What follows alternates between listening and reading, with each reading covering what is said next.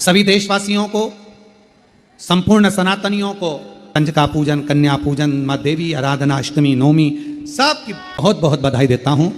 आज भी माँ कांगड़ा, माँ चिंतपूर्णी, माँ मनसा, माँ करोली, माँ वैष्णवरानी, माँ ज्वाला, जितनी जितनी शक्तिपीठ है, सारी शक्तिपीठों में आज भी हलवे और चने का भोग लगता है। आज भी चना हलवा का भोग लगता है। कोई पूछे उनसे, क्यों साहब ये चने का भोग क्यों लगता है, ये हलवे का भोग क्यों लगता है, तो गुड़ की जगह हलवा है, पर चना आज भी उसी जगह पर है। चने का भोग आज भी मां आदि शक्ति को लगाया है।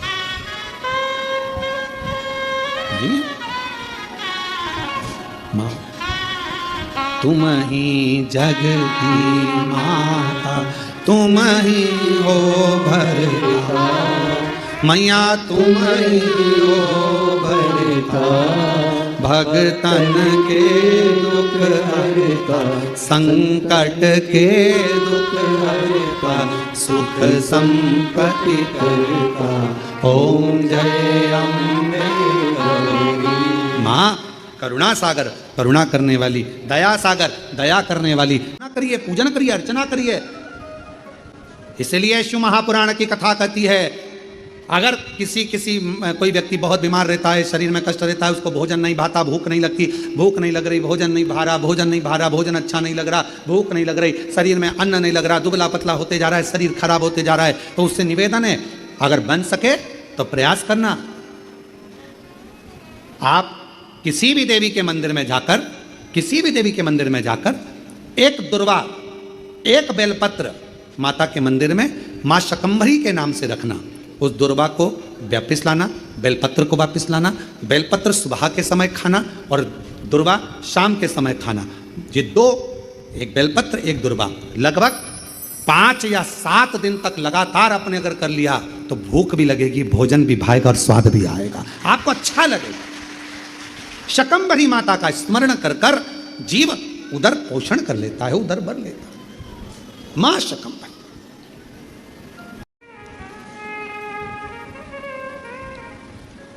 दो बहन थी, एक दाती एक महाती। नाम बोलिए जरा, दाती और महाती। दो बहन थी, दाती और महाती।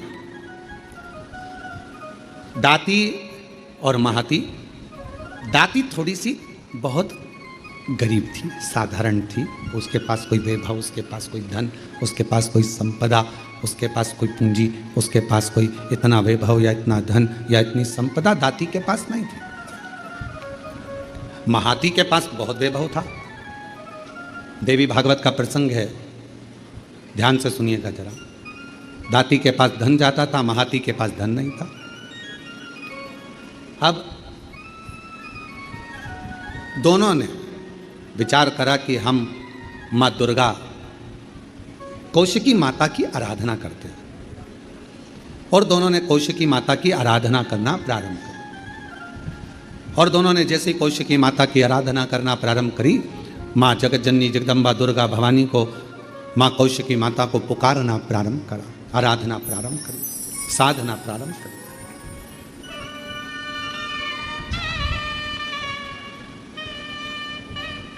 दाती महाती दोनों आराधना कर रहे हैं, दोनों साधना कर रहे हैं। दाती भी साधना कर रही है, महाती भी साधना कर रही है। महाती के पास में वैभव था, धन था, यज्ञ करने बैठी माँ आदि शक्ति दुर्गा भवानी का, तो बहुत सारे पदार्थ उसने यज्ञ में समर्पित करे। दाती गाय का, गौमाता का अलोना कंडा, अलोना गोबरी, आपके यहाँ जो बोलते हो, कंडा बोलते हो कंडा, गोबरी बोलते हो गोबरी, आपके यहाँ पर जो बोलते हो, गाय का गोबर का सूखा हुआ जो कंडा होता है, उपला होता है, गोबरी होती है, वो दाती, उसके पास इतना वैभव नहीं था, उसके पास में ना ज़्यादा धन था ना वैभव था, तो बहुत सारा पदार्थ वो यज्ञ नहीं कर सकती थी, और नवरात्रि का समय था। तो दाती ने, महाती तो बहुत अच्छा यज्ञ कर रही है, अनुष्ठान कर रही है, पर दाती के पास कुछ भी नहीं है, तो दाती ने एक गाय का उपला, गाय का गोबर का कंडा, उसको कंडा कहते हैं, उपला कहते हैं, गोबरी कहते हैं, उसको जलाती, सामने रख देती, और उस पर थोड़ा सा गुड़ घी गौ माता का लेकर उसको समर्पित कर देती और आद्य शक्ति माँ दुर्गा भवानी का स्मरण करती, थोड़ी थोड़ी सी संविदा, थोड़ी थोड़ी सी धूप लाती और धूप को लाकर उस पर छोड़ती जाती। हे माँ अम्बा, स्वीकार करना माँ, मेरे पास जो है मैं तुझे समर्पित कर रही हूँ। ज्योत जला ले,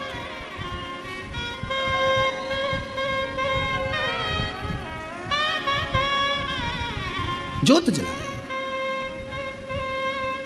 वो भाव है, ना चौकी है सोने की और मैया को पुकार रही है, माँ को आवाज लगा रही है। कभी फुर्सत जगदम्बे निर्धन के घर आ जाना, कभी फुर्सत हो तो जगदम्बे निर्धन के घर भी आ जाना, जो रूखा सूखा दिया हमें उसका ही भोग लगा जाना, जो रूखा सूखा दिया हमें उसका ही भोग लगा जाना। दाती गाय का गोबरी, गाय का कंडा, गाय का उपला तैयार करती, माँ जगत जननी को धूप दे देती, धूप दे देती।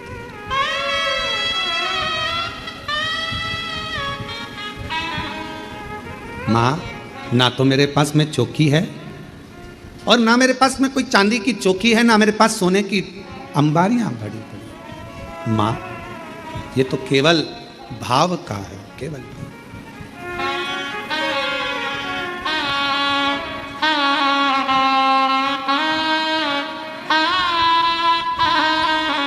ढेरों 56 भोग, ढेरों सामग्री, ढेरों ढेरों सामग्री महाती उस यज्ञ कुंड में दे रही, उस यज्ञ में दे रही।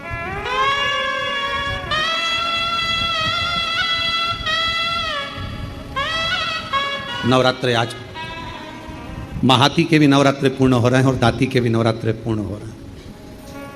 केवल एक ज्योत, थोड़ा सा धूप माँ को समर्पित कर रहे हैं। माँ, समय आया, आज मेरी जगत जननी जगदम्बा भवानी माँ अम्बा प्रसन्न होकर सबसे पहले मेरी माँ पहुंची महाती के घर। देवी भागवत कहती है कि महाती के घर पर पहुंचते से ही माँ जगत जननी ने एक बूढ़ी का रूप रख लिया, बुजुर्ग माँ। शरीर बहुत बेकार सा हुआ, बाल धोले, शरीर पर कोई आभूषण नहीं, एक नथनी नाक में पड़ी हुई है और सुंदर सी एक साड़ी पहनकर, ज्यादा महंगी वाली नहीं, बिल्कुल साधारण सी साड़ी पहनकर सुंदर सी, और माँ डंडा पकड़ती हुई बड़ा विचित्र सा रूप रखकर उसके दरवाजे पर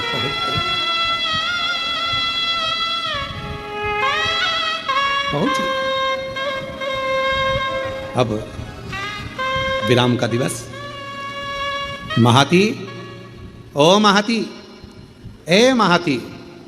महाती ने दरवाजा खोला। कौन हो तुम? महाती, बहुत भूख लगी है, बहुत भूख।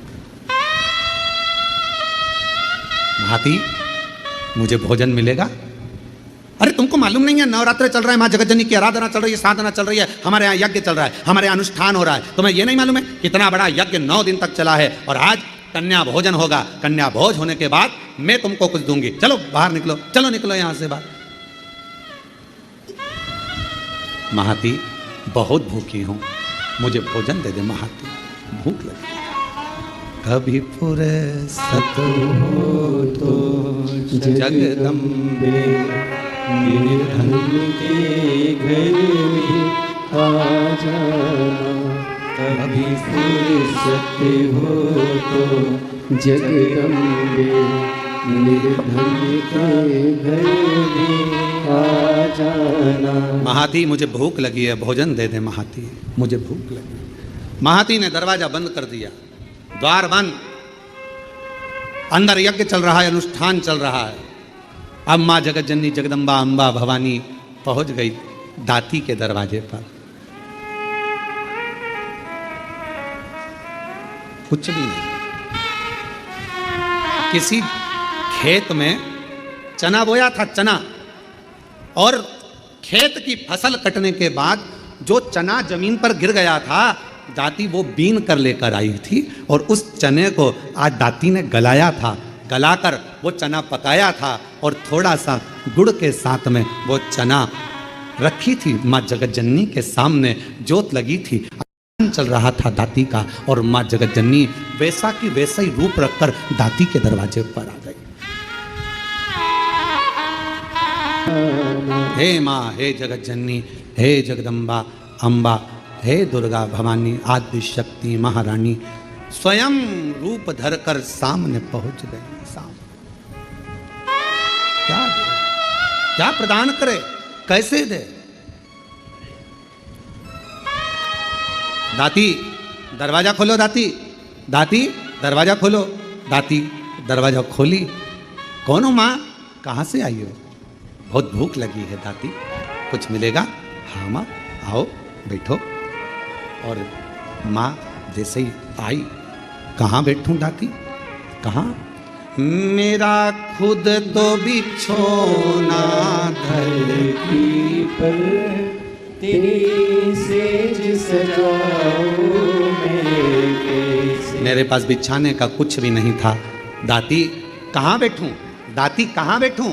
दाती ने तुरंत अपना साड़ी का पल्लू फाड़ा और माँ, उस बूढ़ी माँ के लिए पल्लू बिछा कर कहा, आप माता जी यहाँ बैठ जाओ। कैसे आना हुआ, क्या चाहिए? बहुत भूख लगी है मुझे। माँ, देवी माता की पूजन कर रही हूँ, आरती करूँगी, प्रसाद मिलेगा मैं आपको दे दूँगी। दाती, क्या तेरे यहाँ कन्या भोज नहीं है?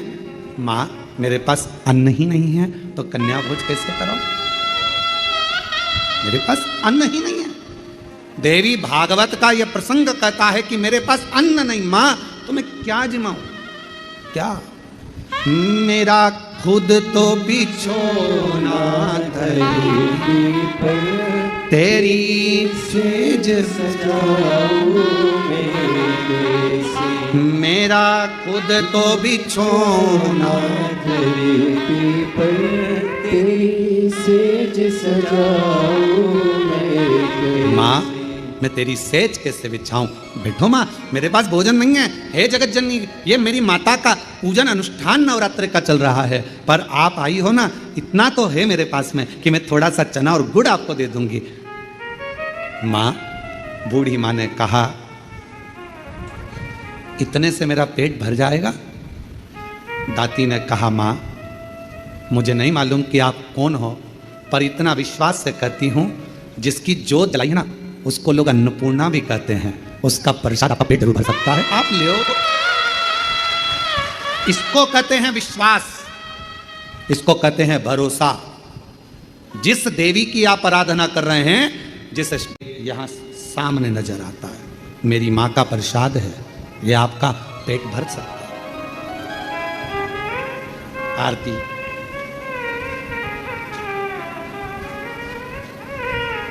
तुम ही जग की माला, तुम ही हो भरता, मैया तुम ही हो भरता, भगतन के। चना और गुड़ का माँ के सामने लाकर रख दिया। माँ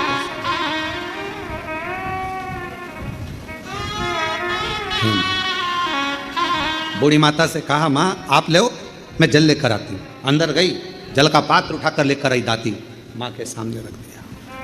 ले माँ, एक चना का दाना खाती है, दूसरा दाना माँ फेंकती जाती है। दूसरा चना का दाना खाती है, तीसरा दाना माँ फेंकती जाती है। चौथा दाना खाती माँ, पांचवा दाना फेंकती जाती है। और दाती ने हाथ जोड़कर कहा, माता एक बात कहूँ, ये मेरी दुर्गा भवानी का, माँ आदि शक्ति का नवरात्रि का प्रसाद और आप इसे फेंक रही हो? दाती, मैंने तो खा लिया, तू क्या खाएगी? तेरे लिए दे रही हो। माँ आपने खा लिया, मेरा पेट भरा गया, पेट भरा गया। ये दाना मैं उठाकर रख देती हूँ दाती, तो उससे ये चने का दाना उड़ जाएगा। ओ माँ, अभी अभी उठाती हूँ मैं। दाती गई, बुआरी लाई झाड़ू, और झाड़ू से झाड़ने के लिए आतुर हुई। उसी समय पर माँ जगत जननी ने हाथ रोक दिया, रुक जा दाती। जब कोई कन्या, कोई पुरुष, कोई स्त्री अपने घर में आकर मुख झूठा करता है तो उसके तुरंत बाद झाड़ू नहीं लगाई जाती, वरना घर की पूरी संपदा बाहर निकल जाती। झाड़ू नहीं। श्राद्ध में ब्राह्मण को भोजन कराया, बहन बेटी को किसी उद्यापन में बुलाया, कोई अनुष्ठान आपने करा और उसमें निमंत्रण दिया, बुलाया, और बुलाने के बाद तुमने झाड़ू लगाई तो घर की पूरी संपदा बाहर चली। क्या तुझे मालूम नहीं है ताती? घर में कोई त्योहार हो, घर में कोई उत्सव हो, घर में कोई फंक्शन हो, पूजन हुआ, उसके तुरंत बाद झाड़ू नहीं लगती। क्या तुझे मालूम नहीं दाती? दाती ने अब कपड़ा लिया, अपने साड़ी के पल्लू से दाती उसको पोंछने लगी और उस चने के दानों को बीन बीन कर अपने पल्लू में डालने लगी। माँ की ऐसी कृपा हुई, जितना चने का दाना डालती उतना चने का दाना बढ़ता जाता। दाती का पल्लू पूरा भरा गया, ढुलने लगा, बिखरने लगा, अन्न भाग नीचे गिरने लगा। और आखिरी में माँ जगत जननी अब प्रणाम कर कर कहती है, दाती अब मैं जा रही हूँ। और आनंद से मेरी माँ जैसे ही गई, वो चने का दाना केवल अन्न का नहीं रहा, वो हीरे और रतन माणिक मोती के रूप में हीरे मोती। माँ तुम ही जग की माता, तुम ही हो भरता। हे माँ, आप जगत धात्री, आप दुर्गा, आप जगत कल्याण करने वाली संपूर्ण माँ को देखा, बाहर है नहीं, हीरा पन्ना रतन माणिक मोती सोना चांदी सब भरा पड़ा था। महाती को मालूम पड़ा कि मेरी बहन के घर अपार संपदा हो गई, मिलने के लिए आई। क्या बात है, कहाँ से इतनी संपदा आ गई? अरे एक बूढ़ी आई थी, बहुत ऐसी लग रही थी, भूख लग रही थी, मेरे पास कुछ नहीं था, मैंने माँ जगत जननी का चना गुड़ दे दिया। बस वो चना छोड़ कर गई, वो चने के दाने आज मेरे घर में रतन के दाने हो गए, रतन के दाने। आज भी माँ कांगड़ा, माँ चिंतपूर्णी, माँ मनसा, माँ करोली, माँ वैष्णवरानी, माँ ज्वाला, जितनी जितनी शक्तिपीठ है, सारी शक्तिपीठों में आज भी हलवे और चने का भोग लगता है। आज भी चना हलवा का भोग लगता है। कोई पूछे उनसे, क्यों साहब ये चने का भोग क्यों लगता है, ये हलवे का भोग क्यों लगता है? तो गुड़ की जगह हलवा है, पर चना आज भी उसी जगह पर है। चने का भोग आज भी मां आदि शक्ति को लगाया नहीं? मां तुम ही जग की माता, तुम ही हो भरता, मैया तुम ही हो भरता, भगतन के दुख हरता, संकट के दुख हरता, सुख संपत्ति करता, ओम जय अम्बे गौरी। माँ करुणा सागर, करुणा करने वाली, दया सागर, दया करने वाली। आप जिस भाव से, अब महाती ने तो इतना बड़ा यज्ञ करा, इतना बड़ा अनुष्ठान करा, इतना करोड़ों का खर्चा करा, इतना लाखों रुपया लगा दिया, और लाखों करोड़ों किसके लिए लगाए? जगत को दिखाने से मेरी माँ प्रकट नहीं हो सकती, जगत को दिखाने से मेरी माँ प्रसन्न नहीं हो सकती। मेरी माँ को प्रसन्न करना है, अपने घर में एक जोत भी लगाओगे तो माँ प्रसन्न हो जाएगी, एक छोटी सी कन्या का भोजन भी कराओगे, मेरी माँ प्रसन्न हो जाएगी, और किसी के चेहरे पर प्रसन्नता लाओगे, मेरी माँ प्रसन्न हो जाएगी। अपने घर की बहन बेटी का आदर करोगे, मेरी माँ प्रसन्न हो जाएगी, और अपने घर की माता के चरण छू लोगे, मेरी माँ प्रसन्न हो जाएगी। वो माँ, वो माँ है।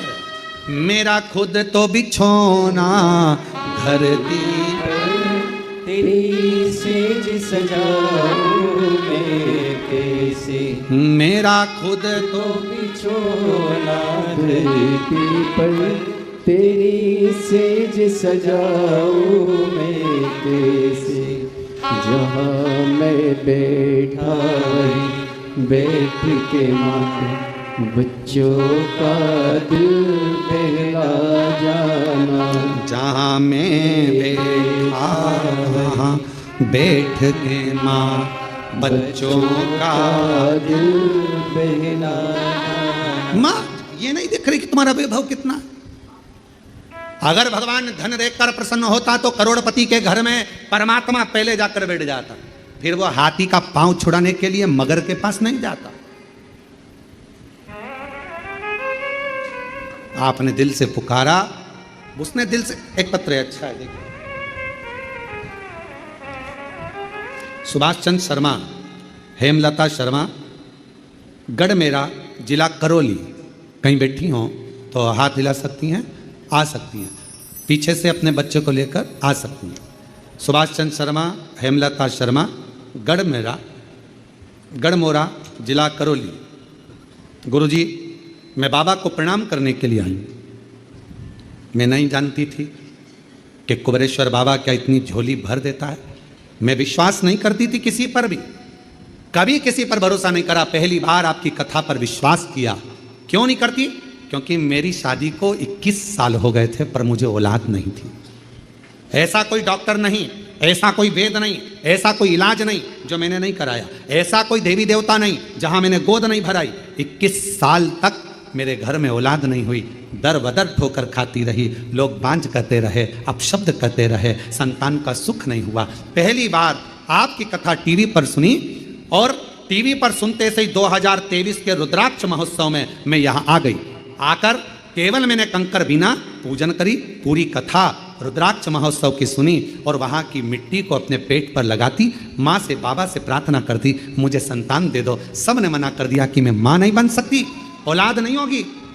पर बाबा की ऐसी कृपा हो गई कि बाबा ने आज मेरे ऊपर करुणा कर दी और 21 साल के बाद बाबा की कृपा से 19 फरवरी 2025 को 21 साल के बाद संतान की प्राप्ति हो।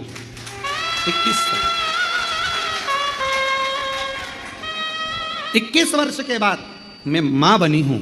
ये शिव की कृपा, ये उसकी उदार। और जो जैसी भावना लाया वो वैसा ही फल पाया, नहीं खाली उसे लौटाया। वो मन हर्षाया और कर दिया माल काशी वाले ने। लुटा दिया भंडार काशी वाले। जो जैसी भावना लाया वो वैसा ही फल पाया। नहीं खाली उसे लौटाया। वो मन ही मन हर्षाया और कर दिया माला माल काशी वाले ने। लुटा दिया भंडार काशी वाले। तुम क्या भावना लेकर आयो, क्या लेकर आयो यहाँ, किस विचार से आयो आप कुबेरेश्वर बाबा के धाम पर, हमको नहीं मालूम। आपकी भावना क्या है? पहले तो बड़े किस्मत वाले हो जो कंकर शंकर पूजन करने के लिए आए थे, रुद्राक्ष लेने आए थे और बाबा ने आपको एक दिन की कथा दे दी है। शिव की बड़ी उदार। किस भाव से आए, कैसे आयो, ये आपके ऊपर निर्भर करता है। मेरा शंभु, मेरा त्रिकालदर्शी, मेरा कैलाशी, मेरा अविनाशी, मेरा शंकर करुणा करता है, झोली भरता है, खाली नहीं रखता। थोड़ा समय लग सकता है। 2023 में आई थी ये बहन, रुद्राक्ष महोत्सव में पहुंची थी और बाबा से प्रार्थना करती रही, प्रार्थना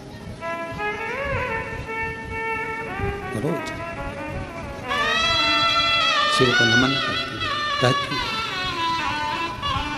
आपका विश्वास, आपका भरोसा, आपकी दृढ़ता शिव के करीब में लेकर जाती है, शिव के पास। मेरे शंकर, हे मेरे शिव, तू ही मेरा सावन है, हे मेरे शंकर, है मेरे शिव। तू ही मेरा बसंत है मेरे शंकर, मेरे शिव। भी जिंदगी भी तू है और मेरा अंत भी तू है। दूसरा कुछ है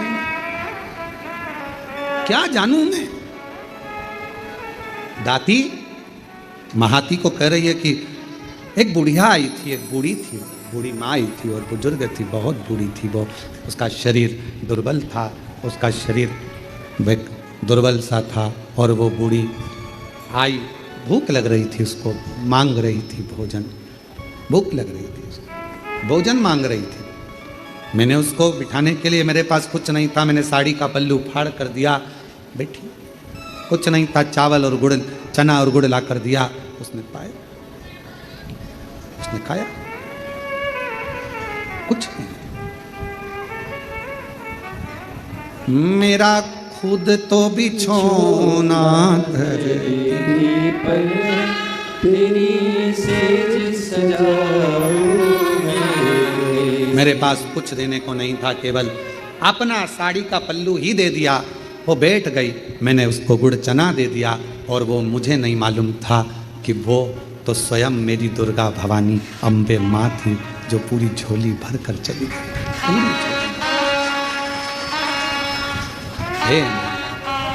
महाती दाती से बोली, क्या उसके बाल धोले थे? हाँ। क्या उसके हाथ में एक डंडा था? हाँ। क्या नाक में एक नथनी पहनी थी? हाँ। एक साड़ी तन पर बड़ी सुंदर सी? हाँ। महाती की आंख में आंसू भर गया। माँ, तुम मेरे घर भी आई थी, पर माँ मैं लोभ में, अपने वैभव में, अपनी संपदा में, अपने धन के अहम में मैं तुझे पहचान नहीं पाई। किसी किसी व्यक्ति को ज्ञान का अहंकार हो जाता है तो वो भगवान पर ही आक्षेप करने लगता है। शिव जी ऐसे नहीं, शंकर जी वैसे नहीं, देवी जी ऐसी नहीं, देवता वैसे नहीं, भगवान पर आक्षेप करने लगता है। कोई कोई भगवान पर आक्षेप करता है। ज्ञान का अहंकार हो गया उसको, ज्ञान की अभिमत्ता हो गई उसकी, अभिमान। किसी किसी को धन का अहंकार आ जाता है तो वो किसी को गिनता नहीं। किसी किसी को अपनी कुर्सी का अहंकार आ जाता है कि मेरे पास इतना बड़ा पद है, मेरे पास ये कुर्सी है, सबसे निपट लूंगा। किसी किसी को अपनी कलम का अहंकार आ जाता है कि मैं इतना बड़ा लेखक हूं, मैं सब कुछ कर सकता हूं, किसी के बारे में भी गलत लिख सकता हूं, किसी के बारे में भी अच्छा लिख सकता हूं, मेरी मर्जी, मेरे हाथ में सब कुछ है, मैं सब कुछ कर सकता हूं। और एक दिन ऐसा आता है, कलम तुम्हारे हाथ में होगी, कुर्सी तुम्हारे पास होगी, धन तुम्हारे पास होगा, पर तुम्हारा निर्णय भी कोई दूसरा कर रहा होगा। तब समझ में आएगा कि कलम कहाँ गई, कुर्सी कहाँ गई और धन कहाँ गया। हमने कईयों को देखा है, अच्छे अच्छे करोड़पति जब हॉस्पिटल में पड़े रहते हैं तो निर्णय कोई दूसरे करते हैं कि इनको वेंटिलेटर पे कितने दिन रखना है, ऑक्सीजन लगवाना है कि नहीं लगवाना, वेंटिलेटर पे कितने दिन रखना है, कौन से हॉस्पिटल ले जाना है, ले जाएं कि नहीं ले जाएं, अच्छे हॉस्पिटल ले जाएं कि नहीं ले जाएं। निर्णय दूसरे देते हैं। धन तुम्हारा, पैसा तुम्हारा, कुर्सी तुम्हारी, पद तुम्हारा, प्रतिष्ठा तुम्हारी, कलम तुम्हारी, सिग्नेचर तुम्हारे, पर तुम्हारा निर्णय भी कोई दूसरा लेता है। इसलिए कभी हम में मत भूलो, कभी अहंकार में मत भूलो कि मैं मेरी कलम से कुछ भी लिखूंगा, खूब छपे, खूब बने, खूब ऐसा होगा और मैं कुछ भी कर सकता हूं। बाद में एक समय ऐसा आता है कि वो समय तुम्हें रोने के लिए छोड़ देता है। वो धन, वो वैभव, वो कुर्सी, वो पद तुम्हें केवल रुलाता है। इसलिए सावधान, सावधान। और वो सावधानी तुम्हारे भीतर, उस सावधानी का होना बहुत जरूरी है। महाती कहती है, मेरे दरवाजे पर भी आई थी वो बूढ़ी, मैं अपने धन के नशे में उसको पहचान नहीं पाई। संत, साधु, गुरु और माता, पिता, परमात्मा, इनको व्यक्ति सरलता में पहचान नहीं सकता, जान नहीं पाएगा। जब वो चला जाएगा तब समझ में आएगा। मेरी सास इतनी धर्मात्मा थी, मेरे ससुर ऐसे थे, मेरे गुरुजी ऐसे थे, हमने उन गुरुजी से मिले, वो हमें क्या मालूम, तो इतने पहुंचे हुए। अरे हम तो ऐसे ही समझते थे, होंगे कथा करते हैं, होंगे ऐसा करते हैं, हम होंगे वैसा करते हैं। हम तो जान नहीं पाए, पहचान नहीं पाता व्यक्ति,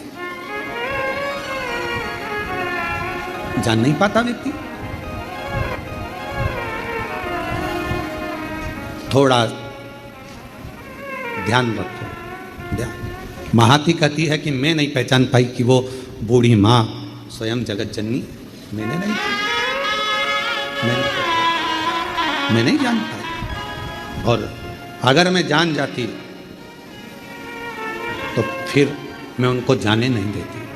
अगर जान जाती, दुनिया का व्यक्ति जिस दिन जान जाएगा कि 12 ज्योतिर्लिंग के मध्य में कुबेरेश्वर धाम है, वहां का कंकर शंकर है, वहां का रुद्राक्ष औषधि है, जिस दिन जान जाएगा उस दिन उसको समझ में आ जाएगा कि मैंने शंकर की आराधना करी। अपने समय में मैं जानती थी कि कंकर शंकर की महत्वता क्या है, उसकी जिंदगी बन जाए। एक पत्र है,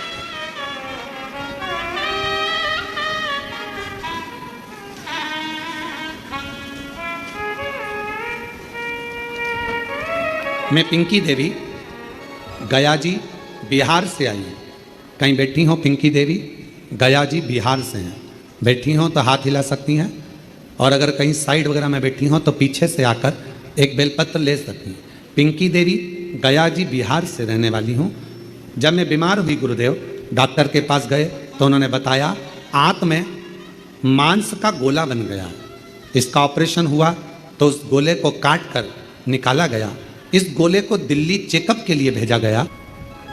मैं ठीक हो जाऊंगी, एक रुद्राक्ष मुझे कुबेरेश्वर धाम का मिल जाए, एक रुद्राक्ष मुझे कुबेरेश्वर धाम का प्राप्त हो जाए, लोगों को एनर्जी मिल जाती है कि अब मैं ठीक हो जाऊंगी। अब मेरा विश्वास कहता है डॉक्टर का इलाज करवाऊंगी, जांचें करवाऊंगी, सब करवाऊंगी, और साथ में रुद्राक्ष तांबे के लोटे में गलाकर शिव जी को चढ़ाकर उसका आचमन करूंगी। और मुझे विश्वास है कि मैं ठीक होकर एक दिन चलकर कुबेरेश्वर बाबा के धाम पहुंच जाऊंगी। ये मेरा विश्वास है, विश्वास है।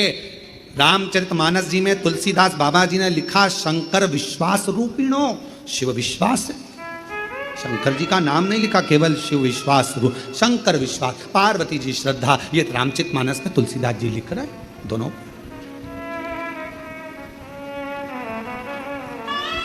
बल विश्वास का बढ़ेगा। महाती ने कहा कि मैं पहचान नहीं पाई उस परमात्मा को, माँ आदि शक्ति को, दुर्गा भवानी को, माँ जगदम्बा को मैं पहचानी नहीं। गुरु को पहचानना कठिन है।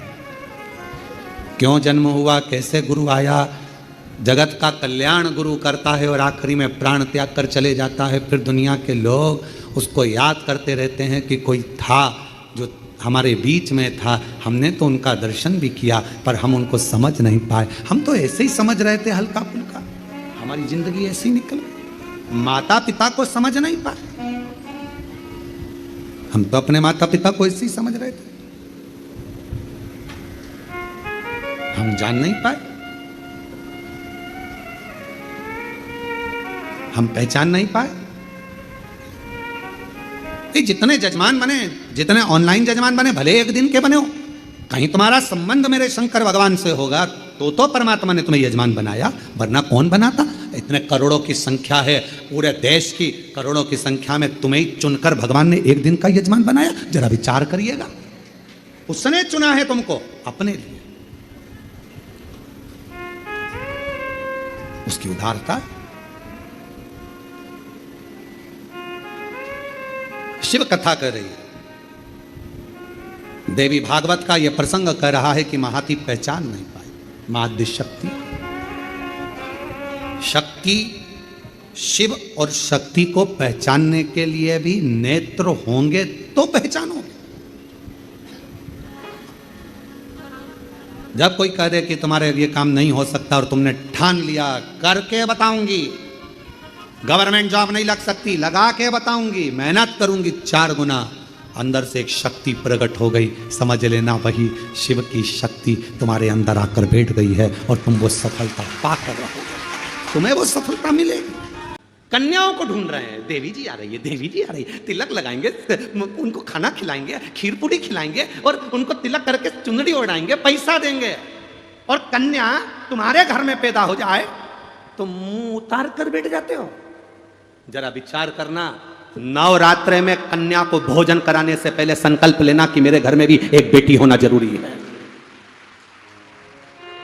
नवरात्रे में कन्या पूजन करने से पहले संकल्प लेना, हे देवी मैया हमारे घर में भी एक बेटी जरूर देना, एक बेटी का जन्म हमारे घर में जरूर देना। तो यह कथा क्या गलत कह रही है? अब तुम्हें कोई गलत बात लगी क्या इसमें? फिर भी लोगों ने कह दिया जिनके यहाँ बेटी नहीं हो तो उनके लड़की ना देवे। निवेदन, जिसके घर में बेटी होती है उसके घर में अगर कोई माता पिता अपनी बेटी की शादी करते हैं, जब उसकी बेटी विदा होती है तब माँ को मालूम पड़ता है कि बेटी का दर्द क्या होता है। जब तुमसे कोई दहेज मांगेगा तब मालूम पड़ेगा कि दहेज देना कैसा होता है। सामने वाले से तो कह दिया 50 बाराती आएंगे, अच्छे से खिलाना, डिनर सेट देना, ये सेट देना, वो सेट देना। जब तुमसे कोई मांगेगा तब मालूम पड़ेगा कि बेटी का देने का दर्द क्या होता है। जब तुम किसी की बेटी को, अगर थोड़ा सा तुम्हारी बेटी को दुख होगा तो तुम्हारे घर में जो बेटी है, बहू है, तुम जान पाओगे कि मेरी घर में भी किसी की बेटी रहती है। अगर मैं अपनी बेटी को सुखी देखना चाहती हूं तो पहले मैं अपने घर की बहू को सुखी रखूंगी, तब मेरी बेटी सुखी रहेगी।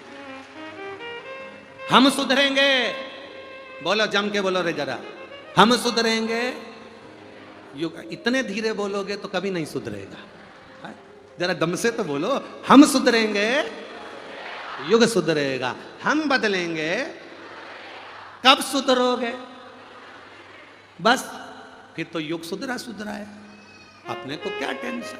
हम सुधरें बस, हम हमारे घर में एक नियम बना लें कि मैं अपनी बहू को अच्छे से रखूंगी, तो ये मेरा विश्वास कहता है मेरी बेटी कहीं पर भी रहे उसकी सास अच्छे से रखेगी, ये पक्का, उसकी सास भी अच्छे से रखेगी। एक माता पिता से पूछो कि बेटी का दर्द क्या होता है।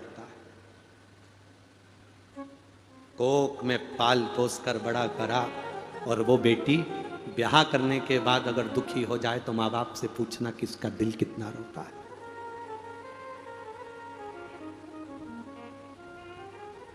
उसका दिल कितना रोता होगा, उसका हृदय कितना रोता होगा, उसका मन कितना रोता होगा, विचार करना जरा।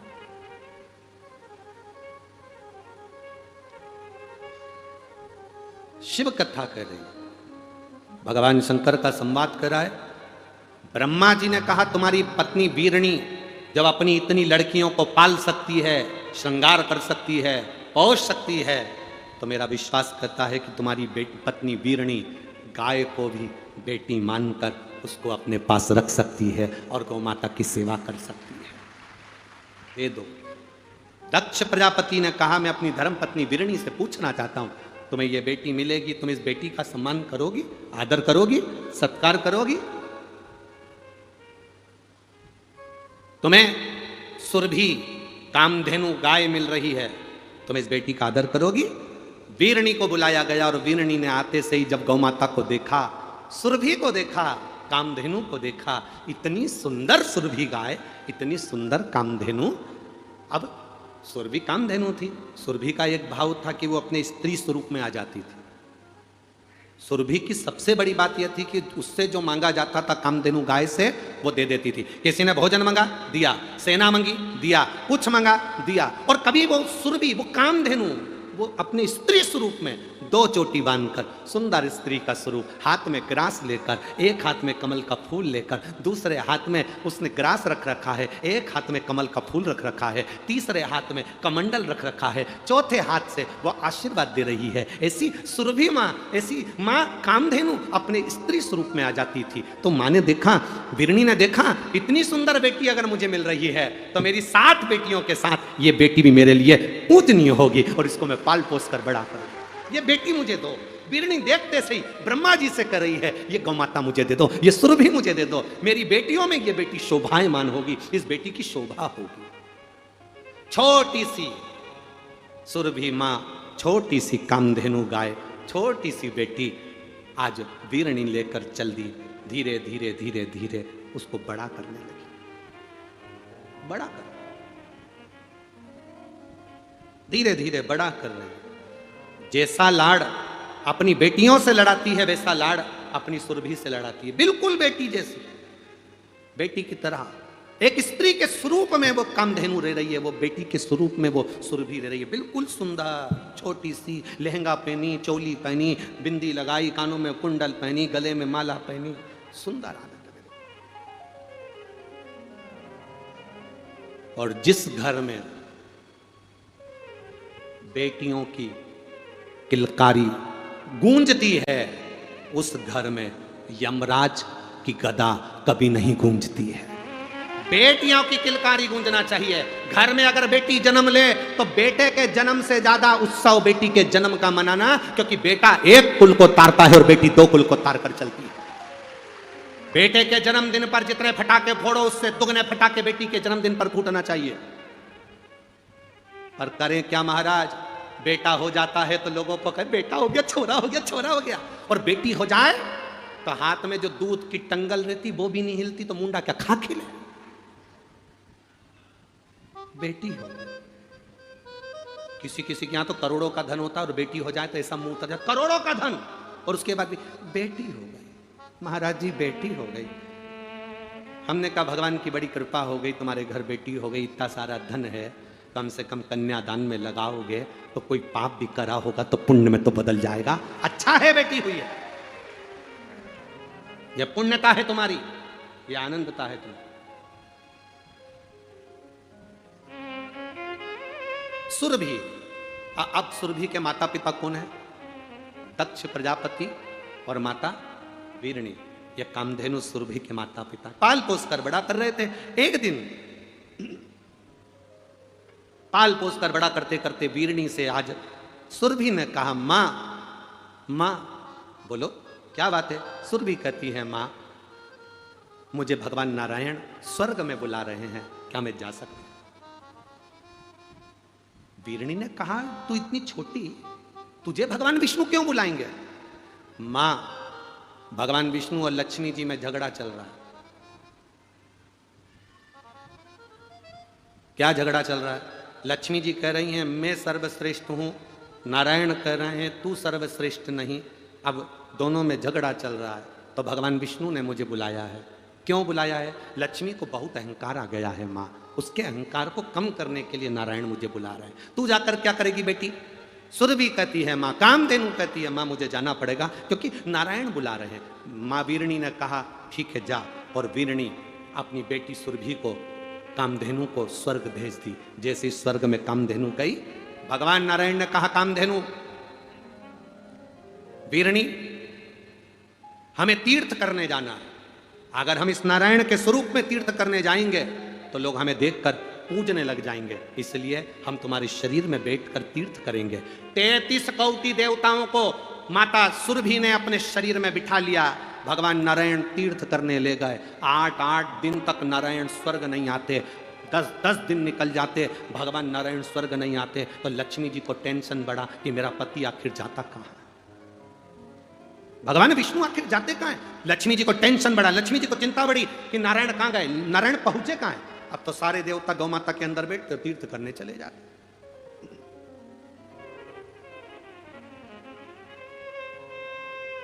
तीर्थ करने चल दिया। अब वो तो अलमस्त होकर आनंदित होकर चले तीर्थ करने के लिए।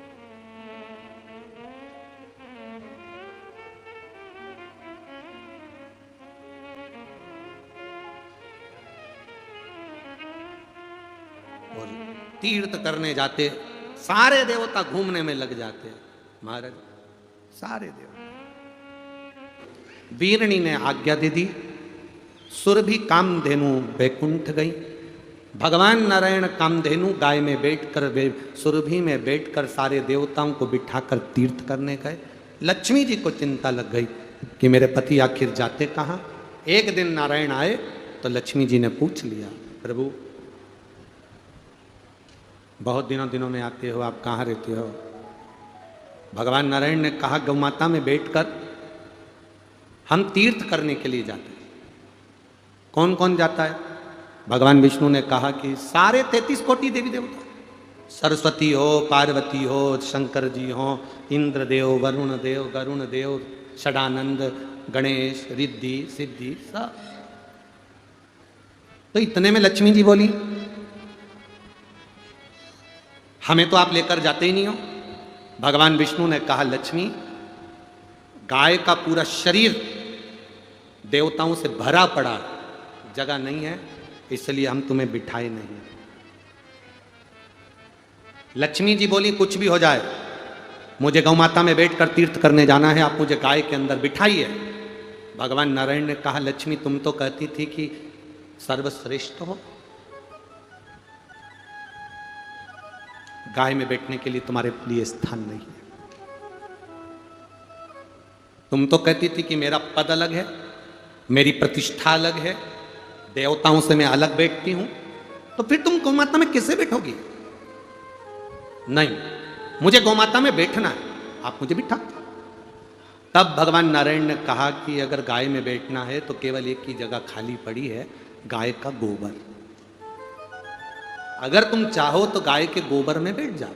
लक्ष्मी कहती है, मैं राजरानी, मैं पटरानी लक्ष्मी, दुनिया का भंडार भरने वाली गाय के गोबर में बैठूंगी। भगवान विष्णु ने कहा, बैठना हो तो बैठ जाओ, 3 देवता और घूम रहे हैं, कुर्सी एक ही है, अगर वो बैठ गए तो तुम नहीं बैठ पाओ, बैठना हो तो बैठो। तब माता लक्ष्मी ने नारायण जी से कहा, मैं गाय के गोबर में बैठने को तैयार हूं, पर गोबर को कोई आशीर्वाद तो दे दो। भगवान विष्णु ने कहा, मैं क्या आशीर्वाद दूंगा, आशीर्वाद तो देव अधिदेव महादेव देंगे।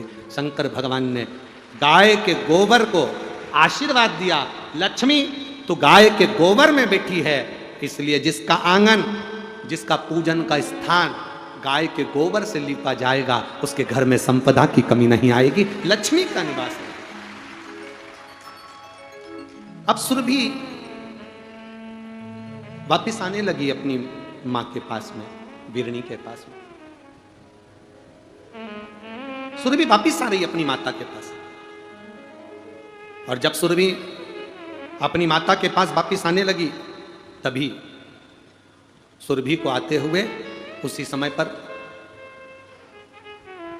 राजा दिलीप सूर्यवंश के वहां से निकल कर आ रहे थे। राज्य को जीत कर राजा दिलीप निकल कर आ रहे थे, और उन्होंने सुरभि गाय को, कामधेनु को देख कर भी प्रणाम नहीं किया।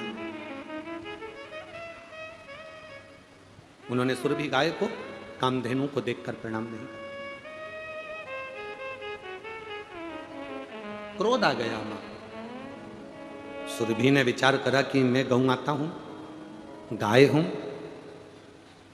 राजा दिलीप मेरा आदर नहीं कर पा रहे, मैं श्राप देती हूं राजा दिलीप तेरे को, गाय को देखने के बाद भी तूने प्रणाम नहीं करा, इसलिए मैं तुझे श्राप देती हूं कि तेरे यहां पर संतान नहीं हो, तेरे यहां पर वंश नहीं बढ़ेगा, तेरे यहां पुत्र पैदा नहीं हो।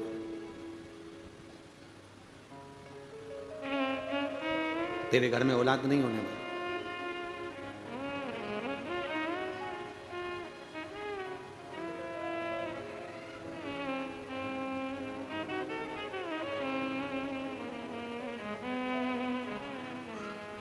दिलीप, राजा दिलीप आए, उनके घर में वंश नहीं बढ़ रहा, उनके घर में संतान नहीं हो रही। बड़ी चिंता में व्याप हो गए राजा दिलीप, बड़ी चिंता लगी, बड़ा टेंशन।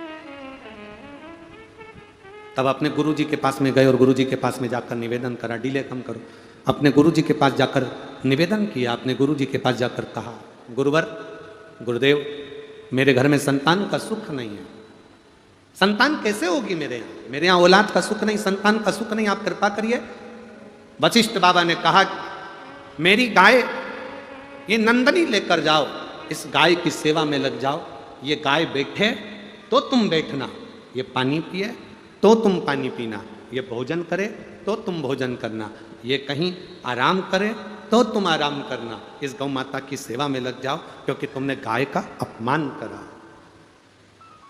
इस गौ माता का तुमने सम्मान नहीं करा। सनातन हिंदू धर्म कहता है, हमारा राष्ट्र कहता है, हमारा सनातन धर्म कहता है, गौ माता अगर बीच राह में कहीं दिख भी जाए तो हमारी गाड़ी को स्लो कर कर पहले उसको प्रणाम कर लेना चाहिए कि माँ तेरी कृपा, तुझ में 33 कोटि देवता विराजमान है, तेरे अंदर 33 कोटि देवी देवता विराजे हैं, माँ तू करुणा करना, माँ ऐसी कृपा करना कि मेरी झोली खुशियों से भर आ जाए। किसी शुभ कार्य के लिए जा रहे हो, गौ माता का स्पर्श कर कर जाइए, कार्य में सफलता होती है।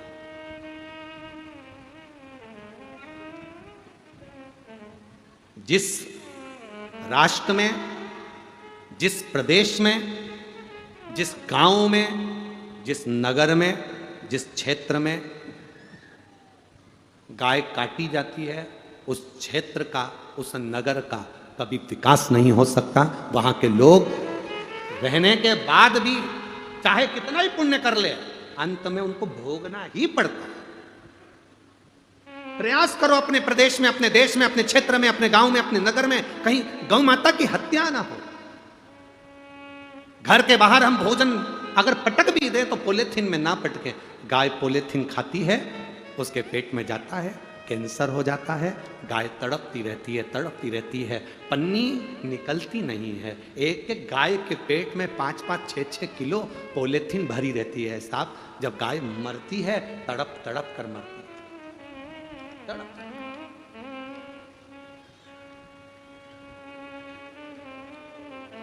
बहुत सावधानी की जरूरत है मेरी माताओं। आप गाय को रोटी दो ना दो, पर इतना जरूर करना कि गाय को अगर किसी ने पॉलीथीन में रोटी डाली है तो वो पॉलीथीन को निकाल कर अलग करना और रोटी गाय के मुख में देना, और पॉलीथीन कहीं जमीन में कहीं दूसरी जगह गाड़ देना।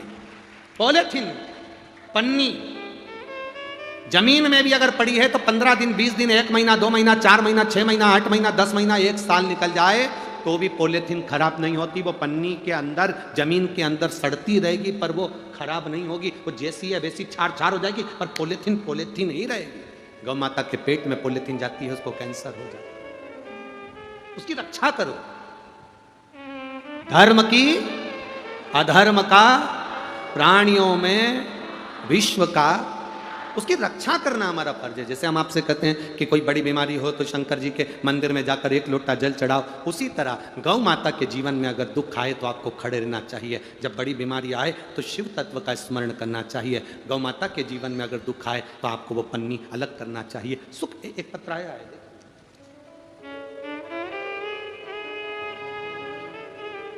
मैं अश्वनी गोस्वामी, मेरी पत्नी कंचन गोस्वामी, ग्राम नगर पंचायत राजा परपोड़ी, जिला बेमतरा, छत्तीसगढ़ के निवासी हैं। कहीं बैठे हों तो हाथ हिला सकते हैं। आप ही हैं? एक बार वापिस हाथ हिलाइए। श्री शिवाय नमस्तुभ्यम। मेरी पत्नी की तबीयत खराब हुई, उसको खांसी आ रही थी। अचानक 31 दिसंबर को रात्रि में श्वास लेने में उसको तकलीफ होने लगी। हम लोग रात्रि में ही रायपुर एम्स हॉस्पिटल में लेकर उसको पहुँचे। उसकी जांचें चालू हुई। रिपोर्ट में डॉक्टर ने बताया कि इसकी छाती में पानी भर गया है। फिर हम उसको बिलासपुर लेकर गए, निजी अस्पताल में चेकअप कराया। वहाँ भी डॉक्टर ने बताया कि इनकी छाती में पानी भर गया। करीब 2.5 लीटर पानी छाती से निकाला गया। पर गुरुदेव, डॉक्टर ने कहा कि इनको कोई बड़े हॉस्पिटल में ले जाओ, इनको कैंसर के लक्षण हैं और कैंसर है। हम घबरा गए। फिर 2 फरवरी 2023 को हम उनको बेंगलोर के तमिलनाडु CMC हॉस्पिटल इलाज के लिए ले गए। वहाँ करीब हम 3 महीने रुके गुरुदेव। फिर डॉक्टर ने कह दिया कि इनको जो कैंसर है, इनके शरीर में जो बीमारी है, इसका कोई इलाज नहीं है, मुश्किल है। ये बीमारी, इनका जो कैंसर है वो लाइलाज है, इसका इलाज कहीं हो नहीं सकता। घबरा गए, दवाई ली, बाबा से प्रार्थना कर कर वापिस आए। बाबा से प्रार्थना कर कर आए, आपकी कथा सुनना प्रारंभ करी। 1 लोटा जल शिव जी को चढ़ाते, पानी चढ़ाकर वापिस लाते, बाबा भोलेनाथ से प्रार्थना करते। बाबा की कृपा का हम क्या गुणगान करें गुरुदेव। पहले मेरी पत्नी बिना ऑक्सीजन के, कृत्रिम श्वास के बिना रह नहीं पाती थी। अब बाबा की कृपा का मैं क्या गुणगान करूं गुरुदेव। जहां डॉक्टर भी हाथ टेक दिए, उन्होंने कहा था ये जब तक जिंदा है तब तक इसको ऑक्सीजन लगी रहेगी। पर बाबा की कृपा से आज मेरी पत्नी प्राकृतिक श्वास ले रही है, उसकी ऑक्सीजन लेना बंद कर दी गई है।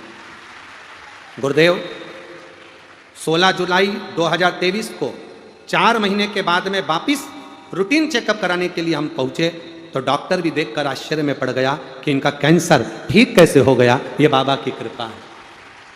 एक बार दोनों हाथ हिला दो। बहुत बहुत साधुवाद। श्री शिवाय नमस्तुभ्यम। शिव तत्व की प्राप्ति इसी को कर।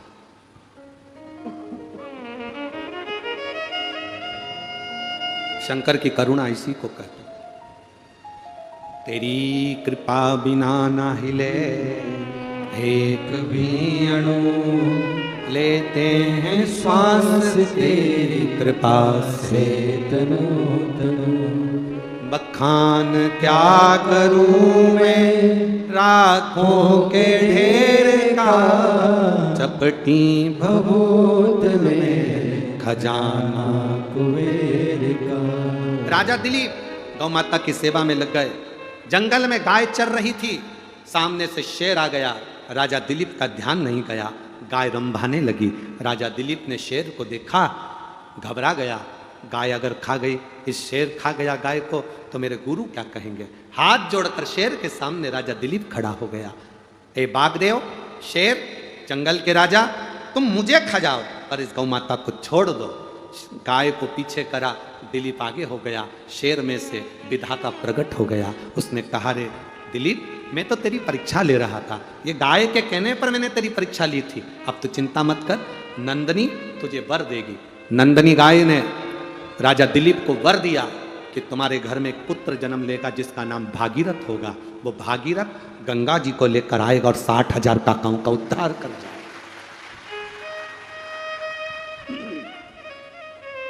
गौ माता की कृपा से भागीरथ जैसा पुत्र हुआ। गाय सुरभि मां, कामधेनु मां आई। बैकुंठ से वापिस सुरभि मां आ गई। कामधेनु बैकुंठ से वापिस आ गई, अपनी माता बिरणी के साथ में रहने लगी। कभी कन्या के रूप में रहती है, कभी गौ माता के रूप में रहती है। कभी सुंदर स्त्री के रूप में रहती है, कभी गौ माता के रूप में रहती है। कभी पूरा शरीर गाय का बना लेती है, मुख स्त्री का बना लेती है। आप लोगों ने ऐसा फोटो देखा है गाय का? कभी गौ माता का कभी ऐसा फोटो देखा है? शरीर पूरा गाय का और मुख स्त्री का। कभी पूरा शरीर गौ का बना लेती है और मुख स्त्री का बना लेती है। ऐसा सुंदर रूप धरकर सुरभि कामधेनु भ्रमण करती है। भ्रमण कर समय आया, घूमते घूमते एक दिन जब कामधेनु सुरभि जब बड़ी हो गई, और कामधेनु सुरभि जब बड़ी होती है, कामधेनु सुरभि जब बड़ी हुई, तब अपनी माता से आज्ञा पाकर अपनी बहनों के साथ में भ्रमण करने के लिए मृत्यु लोक में घूमने के लिए चली। घूमने के लिए चली। पहले गोचरण के लिए, गौ माता के चरने के लिए बड़ी सी भूमि होती थी। गोचरण की, गौ माता को चरने के लिए बड़ी सी भूमि सरकार के द्वारा छूटी जाती थी। आज के जमाने में भी वो जमीन गौ माता के चरने के लिए गौचरण भूमि पहले छोड़ी जाती थी। बड़े बड़े सेठ, साहूकार, बड़े बड़े लोग जिनके भगवान ने खूब भंडार भर के रखे हैं, वो गौ माता को चरने के लिए जमीन देते थे कि इसमें गाय चरेगी। पर धीरे धीरे जमीन की कीमत बढ़ती गई, बढ़ती गई, बढ़ती गई, तो जो सरकार गाय के चरने के लिए जमीन छोड़ती थी, उस पर भी लोग कब्जा कर लेते हैं और अपना घर बनाकर बैठ जाते हैं। गाय के हिस्से को भी लोग अपना हिस्सा मानकर खा जाते हैं। गौ माता के हिस्से को भी खा।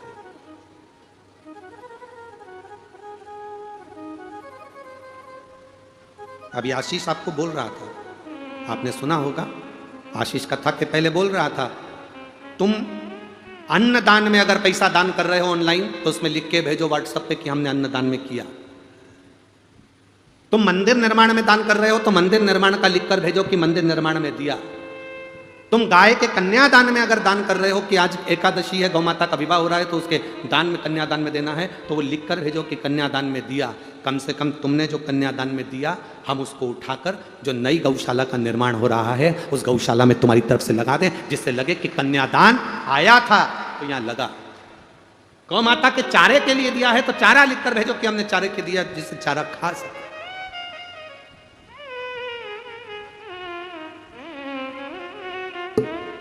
ले लेना और उस लिए हुए धन को सही जगह लग जाए। गाय का गाय में लगे, अन्न का अन्न में लगे, निर्माण का निर्माण में लगे, तो समझो कि जिंदगी सार्थक है। मालूम पड़े ले लो और बाद में फिर भोगना पड़े तो जिंदगी नरक जैसी निकलती हो, जिंदगी सार्थक नहीं होती। बहुत सोचना पड़ता है, समझना पड़ता है, कोई सहजता नहीं है हमारा।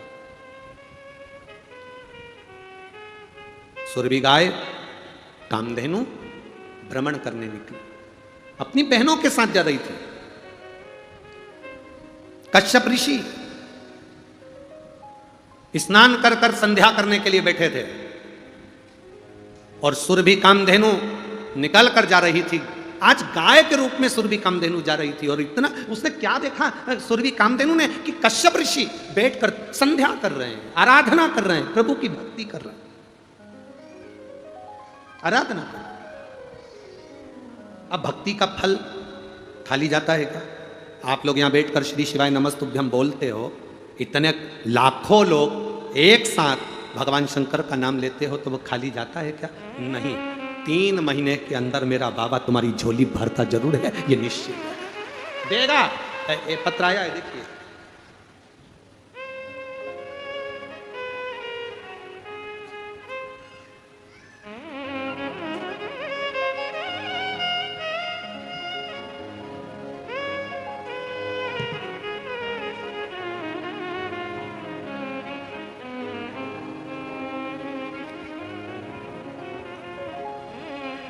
मेरा नाम सुरेखा साहू है, पति का नाम नीतू कुमार, सुंदर नगर भिलाई से आए।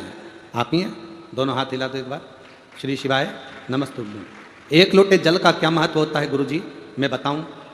किसी को हमने पैसे दे दिए थे, वो पैसा हमारा वापस नहीं कर रहा था और वो पैसे लेकर कहीं चला गया, ढूंढते रह गए, वो मिला नहीं। सालों निकल गए, वो पैसा नहीं दिया उसने, क्योंकि वो खुद भी कहीं चला गया था। अब करें तो करें क्या? तब किसी ने कहा, पंडाल में बैठकर कथा सुनने पर अपना नाम और गोत्र बोलकर, कथा के पंडाल में जब श्री शिवाय नमस्तुभ्यम महाराज बोले और बोले सब दुख काटो बाबा, तब अपने दिल की बात, अपना नाम और गोत्र बोलकर बाबा से अपने मन की बात कहना, वो सुनता है। हम उज्जैन की कथा में पहुंच गए। जब आप उज्जैन में कथा कर रहे थे तब हम उज्जैन की कथा में पहुंचे। सफेद पुष्प हाथ में लेकर बाबा से प्रार्थना कर कर, अवधूतेश्वर महादेव का नाम लेकर हमने बाबा से प्रार्थना करी। कथा के पंडाल में बाबा से कहा, बाबा हमारा पैसा खाकर कोई चले गया, साल भर हो गया, वो मिल भी नहीं रहा और पैसे भी नहीं मिल रहे, आप कृपा करो ना बाबा, जिंदगी की पूरी पूंजी ले गया बाबा, आप दिलवाओ ना। कहकर हम वापिस आ गए। 15 दिन निकले थे गुरुदेव और मोबाइल पर एक मैसेज आया कि आपका पैसा मुझे देना है, और दूसरे दिन उसने मोबाइल से पैसा ट्रांसफर कर दिया और हमारे पास आ गया। हम बाबा को यहाँ प्रणाम करने के लिए आए।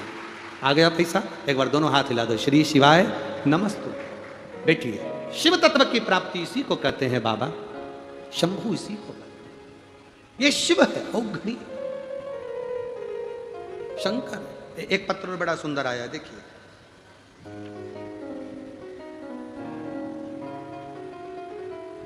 गुरुदेव, मैं योगेंद्र कुमार, रिसाली सेक्टर भिलाई, जिला दुर्ग, छत्तीसगढ़ का निवासी हूँ। कहीं बैठे हो तो हाथ हिला सकते हैं। योगेंद्र कुमार, रिसाली सेक्टर भिलाई, जिला दुर्ग, छत्तीसगढ़ का निवासी। गुरुदेव, मैं आर्मी में था, 17 साल भारतीय थल सेना की नौकरी कर कर सेवानिवृत्त हुआ। सेवा छूटने के बाद 17 साल बाद जब मैं घर आ गया, 1 साल पूरा निकल गया, अप्लाई करता रहा कि कहीं सरकारी नौकरी मिल जाए। 2 साल निकल गया, कहीं सरकारी नौकरी निकल जाए, मिल जाए। 3 साल निकल गया, सरकारी नौकरी नहीं मिली। 4 साल निकल गए, सरकारी नौकरी नहीं मिली। तब किसी ने कहा, गुरुदेव, एक तो हम मिलिट्री में नौकरी कर रहे हैं तो विश्वास जल्दी उत्पन्न नहीं होता, पर किसी ने कहा टीवी पर कथा आती है, आप आसन लगाकर कथा को सुनो और टीवी के सामने ही बाबा से विनती करना, जब बीच में श्री शिवाय नमस्तुभ्यम बोला जाए तब दिल की बात कहना। 4था साल था बाबा, नौकरी नहीं मिल रही थी, तब टीवी पर कथा सुनी, बाबा से प्रार्थना करी और बाबा से निवेदन करा, बाबा अगर कहीं कथा होगी तो मैं पंडाल में बैठकर सुनूंगा। टीवी पर कथा सुनी, इतने में भिलाई की कथा होने वाली थी। भिलाई के कथा के पंडाल में जाकर बाबा से विनती करी और बाबा ने 1.5 महीने के अंदर बाबा की कृपा से मेरी नौकरी बैंक के अंदर लगवा दी। मैं स्टेट बैंक में, भारतीय स्टेट बैंक में मेरी सर्विस लग गई। मैं बाबा को यहाँ नमन करने के लिए आया। कहीं बैठे हो तो हाथ हिला सकते हैं, जहाँ भी बैठे हो। श्री शिवाय नमस्तु। शिव तत्व की प्राप्ति इसी को, हम दिल से उसको पुकारें तो हम मन से कहें,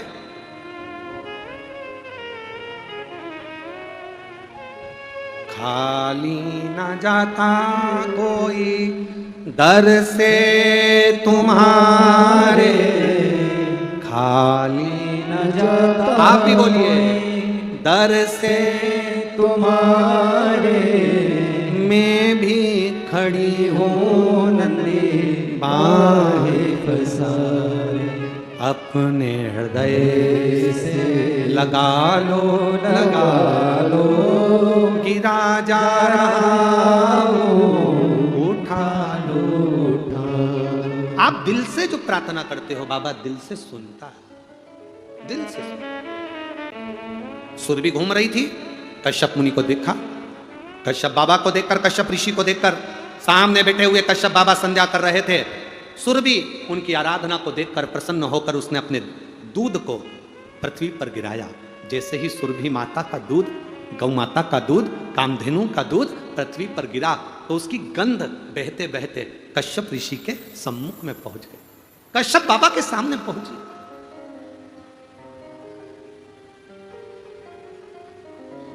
कोई कोई गाय ऐसी होती है, एक व्हाट्सएप पे हमने गुजरात की एक गाय को देखा था, शंकर जी के मंदिर में जाती है, शंकर जी के मंदिर का प्रसाद खाती है।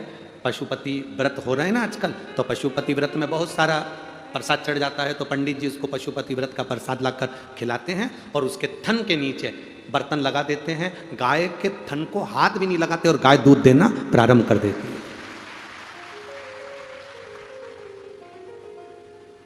ऐसी कैसी हमारी भी सीहोर गौशाला में राधा है, उसका नाम है राधा, वो भी ऐसी है।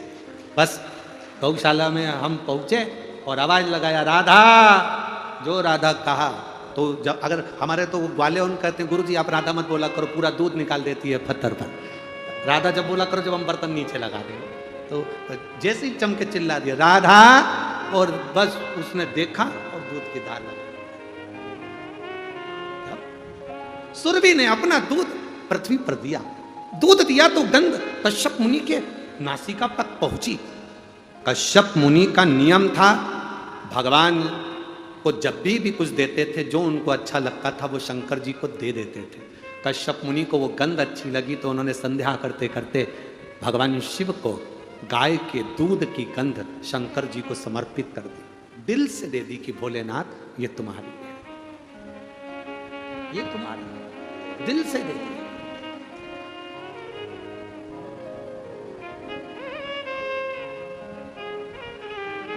कश्यप मुनि के शंकर भगवान को गंध देते ही शिव जी को जैसे ही सुरभि गाय के, कामधेनु के गाय के दूध की गंध जैसे ही महादेव को कश्यप मुनि ने दी, शंकर भगवान प्रकट हो गए, सामने प्रकट।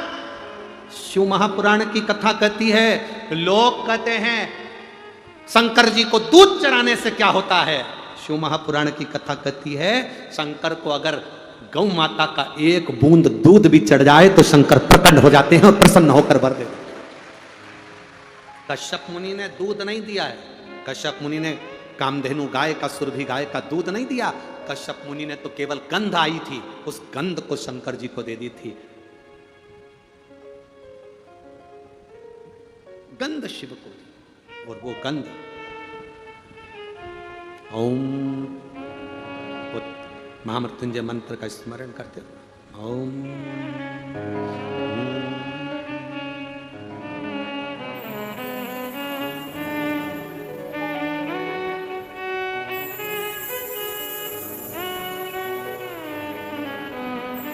ये वैदिक मंत्र है, इसलिए हम इसको अपनी व्यासपीठ से नहीं बोलते, हमेशा धुन के द्वारा मन में गुनगुना लेते हैं।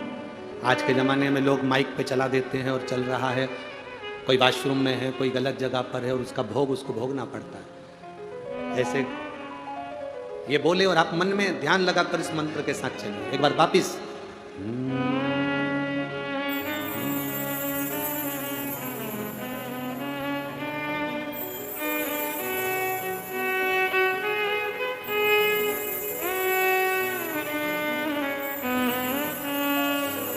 अब शिव को गंध मिली, शंकर प्रकट हो गए। कश्यप बाबा मांगो तुम्हें क्या चाहिए।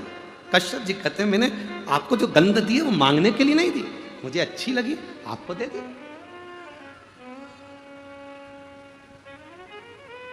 मुझे अच्छा लगा मैंने आपको दी।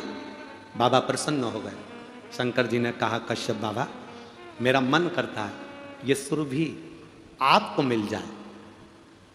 कश्यप ऋषि ने कहा कि ये सुरभि मुझे मिल जाए, अगर मैं सुरभि से विवाह करूं शर्त एक है, आपको सुरभि के कामधेनु के गर्भ से जन्म लेना पड़ेगा तो मैं सुरभि से शादी कर सकता।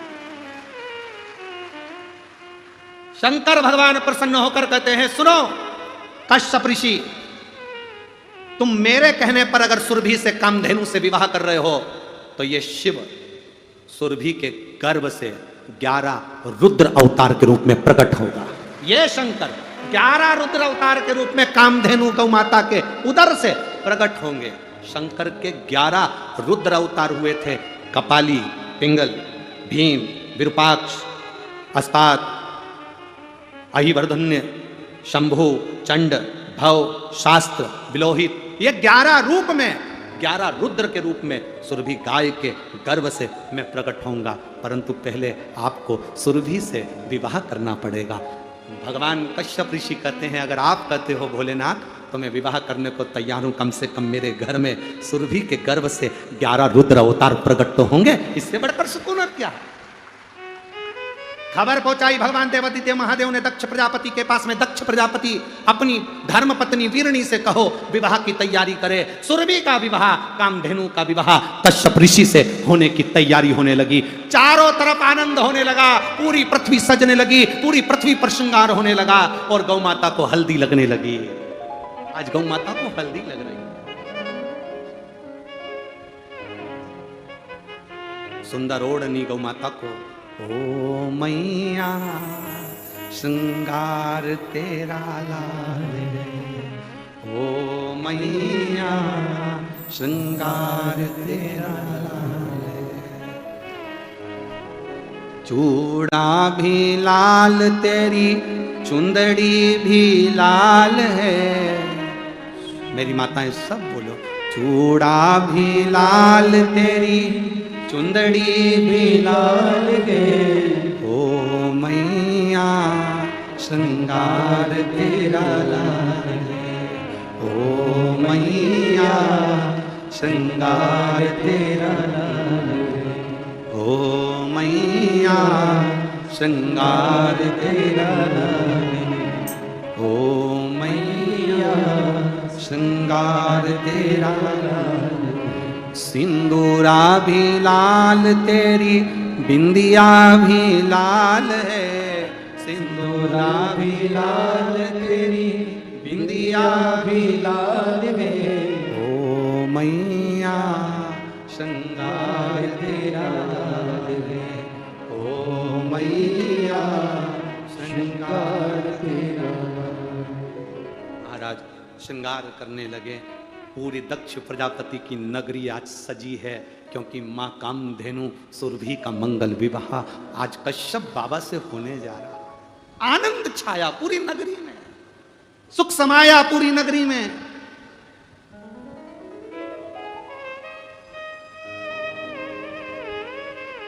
सुरभि अपने पिता दक्ष प्रजापति से गले लगकर कहती है, बाबुल क्या मैं आपको भारी लग रही हूं जो मेरा विवाह कर रहे हैं? क्या मैं आपको भारी लग रही? दक्ष प्रजापति कहते हैं ये जगत की रीति है बेटी, बाप के घर में बेटी रहती है उसको शादी कर कर विदा करना पड़ता है। कुंवारी रहती है तो बाप के ऊपर ना जाने कौन सा भाव प्रकट हो जाता है, इसलिए मैं विदा कर। सुरभि कहे, अरे कैसो अमीर साहूकारो मारा बाबुल, बेटी धरी ना जाए। कैसो अमीर साहूकारो मारा बाबुल, बेटी धरी ना जाए। शीश का बेंदा बाबुल हमको दीजे, अरे चूड़ा रतन जड़ायो रे मारा बाबुल, बेटी धरी ना जाए। के सो अमीर साहूकार मारा बाबू बेटी धरी ना जा। दक्ष प्रजापति सुरभि को गले लगाकर मंडप में ले गए। सुंदर आनंद से शहनाइयां बज रही हैं, नगाड़े बज रहे हैं, मंगल विवाह हो रहा है। देवता पुष्पों की वृष्टि कर रहे, गंधर्व गान कर रहे। कश्यप बाबा के साथ में मां कामधेनु सुरभि का मंगल विवाह पाणी ग्रहण संस्कार हो रहा है। और दक्ष प्रजापति वीरणी के साथ में बैठकर कन्यादान कर रहे हैं। कन्यादान सुरभि अपने बाबुल को देख रहे हैं। बेटी का कन्यादान हो रहा है। अरे किस्मत वाले हो रे कोडिया वालों, छत्तीसगढ़ वालों किस्मत वाले हो। ये गौ माता के विवाह की कथा आज तक ना तो किसी टीवी पर आई है, ना कभी किसी सीरियल में दिखाई है, और ना कभी किसी जगह पर हुई है। किस्मत वाले हो। सागर में केवल एक साधन है, वो है भगवान शंकर की भक्ति। तुमरुका जी कहते हैं चंचुला देवी केवल संसार सागर में एक है शिव की भक्ति, फिर वो वापिस मृत्यु लोक में जन्म नहीं देती है। शिव अपना बनाकर अपने चरणों में सदा सदा के लिए रख लेते हैं, सदा।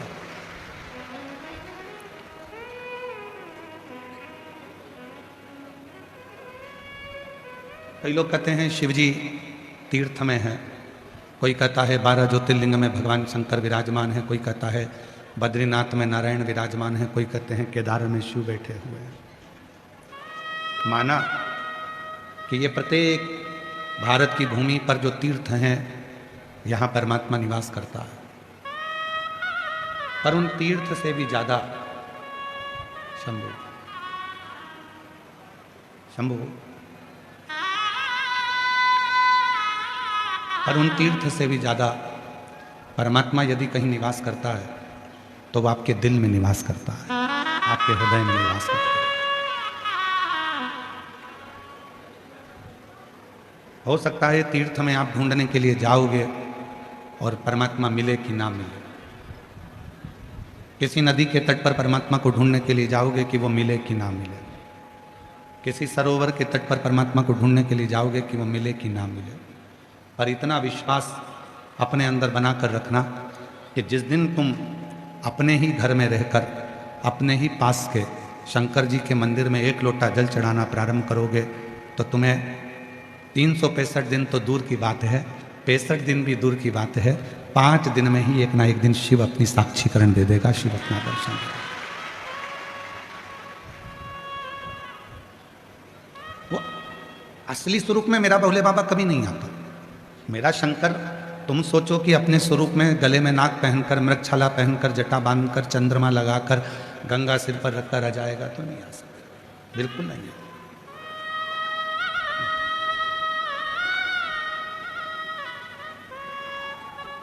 जो कहते हैं कि सिर पर गंगा रखकर भगवान शंकर आएंगे और मुझे दर्शन देंगे, नहीं देगा। जो कहते हैं कि डमरू लेकर भगवान आएंगे और दर्शन देंगे, बिल्कुल नहीं आएंगे। कोई कह दे कि सांप गले में पहनकर भगवान आएंगे और मुझे दर्शन देंगे, नहीं देगा। दर्शन कैसे देगा?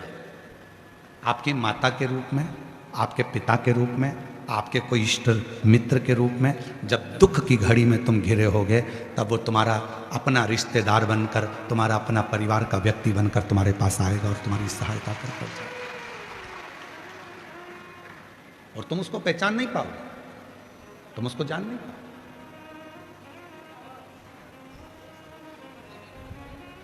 जैसे जीते जी अपने माँ बाप को नहीं पहचान पाते, जैसे जीते जी अपनी पत्नी को, अपने पति को, अपने रिश्तों को नहीं जान पाते, उसी तरह तुम परमात्मा को नहीं पहचान पाते।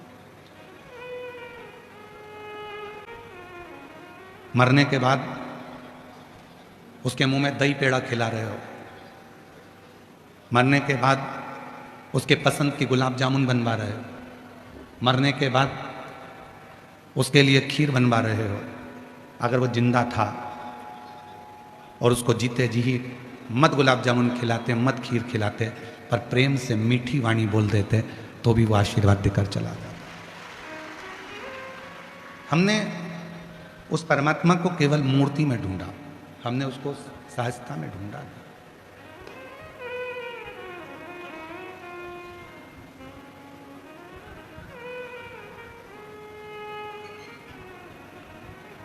प्रत्येक जीव में। इसलिए शिव महापुराण की कथा कहती है कंकर में शंकर।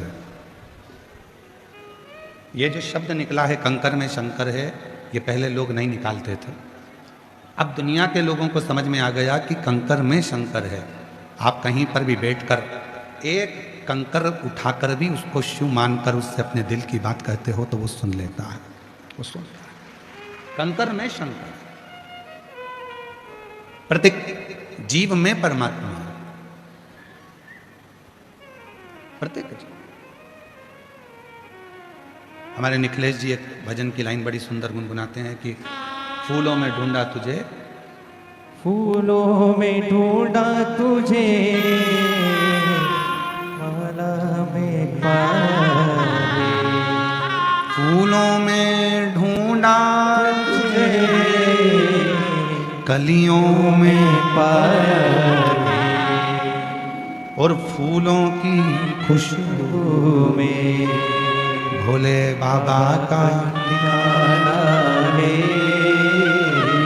हम जगत में उसको ढूंढ रहे हैं, हम हर जगह पर उसको जाकर ढूंढ रहे हैं, पर उसका ठिकाना तो खुशबू में है, सुगंध में।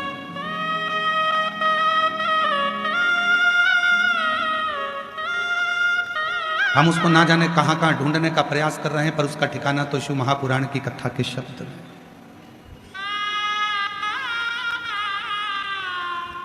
जो लोग सीहोर आते हैं कंकर शंकर की पूजन करने के लिए, रुद्राक्ष लेने के लिए, हम उनसे एक बात कहते हैं, यहाँ से लेकर जाना तो दिल से लेकर जाना। ये समझ कर लेकर जाना कि तुम्हारा शिव तुम्हारे साथ जा रहा और तुम्हारा दुख हरने के लिए जा रहा, तुम्हारी तकलीफ हरने के लिए जा रहा, तुम्हारा कष्ट हरने के लिए।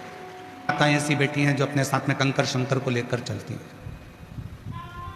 कई बेटियां होंगी जिनके प्लेट में, कटोरी में कंकर शंकर विराजमान। कई माताएं, कई भाई, कई जीजी, कई जीजा, कई बेटियां, कई बेटा, कई मेरे बुजुर्ग माँ बाप ऐसे बेटे हैं जिनके गले में रुद्राक्ष पड़ा हुआ है। एक रुद्राक्ष उसके गले में पड़ा है, उसको क्या लगता है कि मेरे गले में रुद्राक्ष है। पर शिव महापुराण की अगर विद्येश्वर संहिता को पढ़ा जाए तो स्वयं शंकर पार्वती जी से कहते हैं कि ये रुद्राक्ष नहीं है, ये मेरा स्वरूप है, और जिसके गले में रहता हूं उसकी रक्षा का भार मेरे ऊपर रहता है, उसकी रक्षा का भार मेरे ऊपर। ये केवल रुद्राक्ष नहीं है, ये मेरा प्रतिबिंब स्वरूप है, ये मेरा स्वरूप।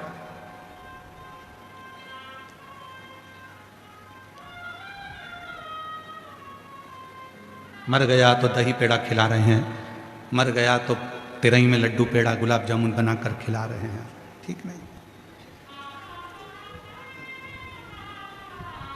मर गया तो अस्थि की पूजन करी जा रही है, राख को भी पूजा जा रहा है।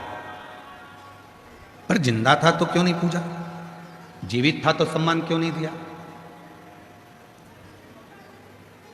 कभी प्यासे को पानी पिलाया नहीं, फिर अमृत पिलाने से क्या था?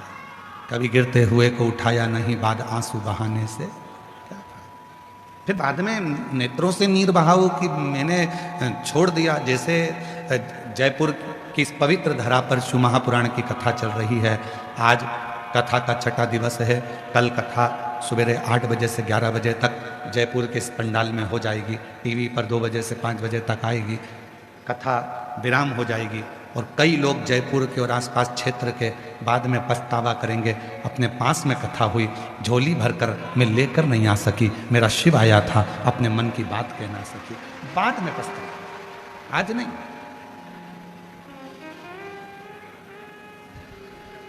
अभी तो आप आए हो बाबा से निवेदन करने के लिए, प्रार्थना करने के लिए, विनय करने के लिए, विनती करने के लिए,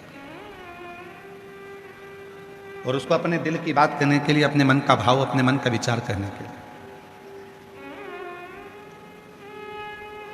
शिव का भक्त, शिव साधक, शिव की आराधना करने वाला, शंकर की साधना करने वाला, माँ आद्यशक्ति की आराधना करने वाला, माँ आद्यशक्ति की साधना करने वाला किसी से कोई कामना नहीं रखता।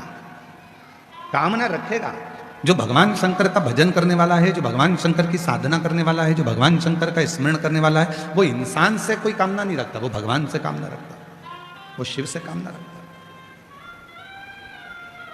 जो देगा तो मेरा भोले बाबा ही देगा, जो देगा तो मेरा शिव ही देगा, जो देगा तो मेरा शंकर ही देगा।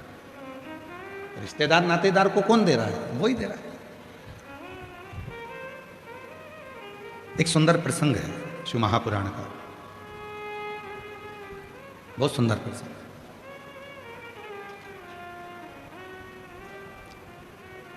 भगवान शिव माता सती को लेकर कुंभज ऋषि के आश्रम में कथा सुनने के लिए गए, कथा श्रवण करने के लिए।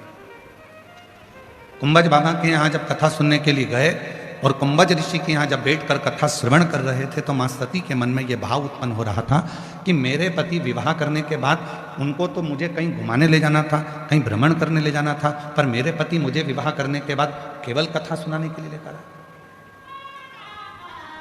जो नियम भगवान शंकर ने सतयुग में प्रारंभ करा था, वो नियम आज तक संसार में चल रहा है। और मुझे उम्मीद है जो नियम मेरे देवादिदेव महादेव ने सतयुग में प्रारंभ करा था, वो आज भी कलयुग में निपटा है, वो भी कलयुग में चलता है, वो भी कलयुग में चल रहा है। और आपके घर पर भी वो नियम चल रहा है। माता सती के साथ शिव जी का विवाह हुआ और माता सती को लेकर शिव जी कथा सुनाने के लिए लेकर गए। आज भी प्रत्येक घर में नियम है, लड़के की शादी होती है, घर में बहू आती है और बहू आने के बाद में उसको सत्यनारायण भगवान की कथा में बिठाया जाता है, कथा सुनवाई जाती है। दोनों बना और बनी को, दोनों दूल्हा दुल्हन को बिठाकर कथा सुनाई। हमारे मध्य प्रदेश में ऐसा नियम है, राजस्थान में है क्या?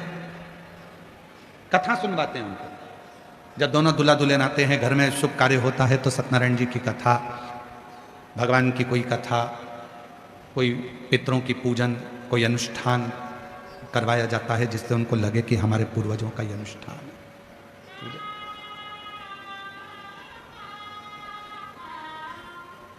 ले गए भगवान शंकर माता सती को कथा सुनने के लिए। कुंभज बाबा के आश्रम में बैठ गए कथा सुनने के लिए, और माता सती के दिल में ये बात आ रही है कि मेरे विवाह के बाद तो मुझे ले जाना था कोई घूमने के लिए, मेरे विवाह के बाद तो मुझे लेकर जाना था कहीं हिल स्टेशन पर घुमाने के लिए, पर विवाह के बाद मुझे मेरे पति लेकर आए हैं कुंभज ऋषि की यहाँ कथा सुनने के लिए, कथा श्रवण करने के लिए। सती ने मन में ये विचार करा कि मेरे पति भी मुझे कहाँ लेकर आए, इससे तो अच्छा है कि मेरे प्राण ही चले जाते, मैं जलकर भस्म ही हो जाती तो अच्छा था। शिव महापुराण की कथा कहती है, सती माता ने मन में सोचा कि मेरा शरीर चले जाता, और शिवजी कथा सुनते सुनते क्या विचार कर रहे हैं कि मुझे राम जी का दर्शन हो जाता। कुंभज ऋषि को हंसी आ गई। बाबा कुंभज ऋषि मुस्कुराए, हंसे। भगवान कुंभज ऋषि को बड़ी हंसी आ गई, और कुंभज ऋषि जैसे ही मुस्कुराए, जैसे ही हंसे, तो शिव जी ने पूछ लिया कि तुम हंस क्यों रहे हो? तो भगवान कुंभज ऋषि ने शंकर भगवान से कहा, मैं जानता हूं कि तुम मुझसे पूछ रहे हो कि मैं हंस क्यों रहा हूं, पर इस लीला को तो तुम भी जानते हो कि मेरे हंसने का कारण क्या है, मैं क्यों हंस रहा हूं, इसका कारण तो तुम भी जानते हो। तो शिव जी हंस दिए, और भगवान शंकर ने पूछा कुंभज ऋषि से, मैंने सुना है कि कथा सुनते समय जो मन में आता है वो मिलता जरूर है, मैंने जो मांगा क्या वो मुझे मिलेगा? कुंभज ऋषि कहने लगे, क्यों नहीं मिलेगा, पर सती ने जो मांगा है उसको भी मिलेगा। सती ने क्या मांगा? मैं जलकर भस्म हो जाऊं तो अच्छा, और शिव जी ने क्या मांगा? राम का दर्शन हो जाए तो अच्छा। दोनों की मुराद पूरी हो गई। बीच रास्ते में राम जी का दर्शन शिव जी को हो गया, और राम जी का दर्शन जैसे शिव जी को हुआ, सती मैया परीक्षा के लिए जाने लगी। चलो बताओ, परीक्षा लेने के लिए कौन कौन गई थी? सती अकेली गई थी, शिव जी भी गए थे क्या? जम के तो बोलो, नहीं। कौन गई? केवल अकेली सती परीक्षा लेने के लिए गई राम जी की। रो रहे थे, नेत्रों से नीर बह रहा था, आंख से आंसू बह रहा था। तो सती ने कहा, तुम इनको प्रणाम कर रहे हो, साधारण मनुष्य? शिव जी कहने लगे, ये साधारण मनुष्य नहीं, ये मेरे राम हैं जो मेरे दिल में बसते, हृदय में बसते। पत्नी के लिए रोना है, अपनी पत्नी के लिए रो रहा है? परमात्मा कोई भगवान पत्नी के लिए रोता है? शिव जी ने कहा, ये तो सब लीला है। तुम्हारे मन में अगर थोड़ी सी भी खेद है तो परीक्षा लेकर आ जाओ। सती जी परीक्षा लेने चले। शिव जी से कहा, अब आओ सही जगह पर कथा के प्रसंग पर। इतनी कथा तो आपने रामचरितमानस में भी सुन रखी है, भागवत में भी सुन रखी है, पूरी पुराणों में सुन रखी है। अब सही प्रसंग पर आए। सती कह रही हैं, कथा सुनने अपन दोनों साथ आए, भ्रमण करने अपन दोनों साथ आए, कथा दोनों ने साथ सुनी, भोजन दोनों साथ करते हैं, घूमने दोनों साथ जाते हैं, तो परीक्षा लेने में अकेली क्यों जाऊं? तुम भी मेरे साथ चलो। मैं अकेली परीक्षा क्यों लूं? शिव जी कहने लगे, देखिए फालतू काम में मैं नहीं जाता। शंकर जी बोले, ये परीक्षा लेने के लिए मैं नहीं जाऊंगा, परीक्षा तुझे लेना है तू जा, संशय तेरे मन में है तू जा, मैं नहीं जाऊंगा, ये मेरे काम की चीज नहीं।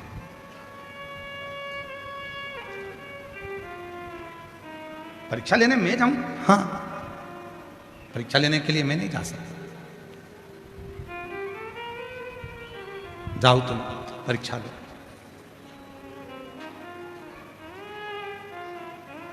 शिव जी से सती माता ने कहा कि ऐसा नहीं हो सकता, मैं तुम्हारे बिना परीक्षा लेने नहीं जाऊंगी।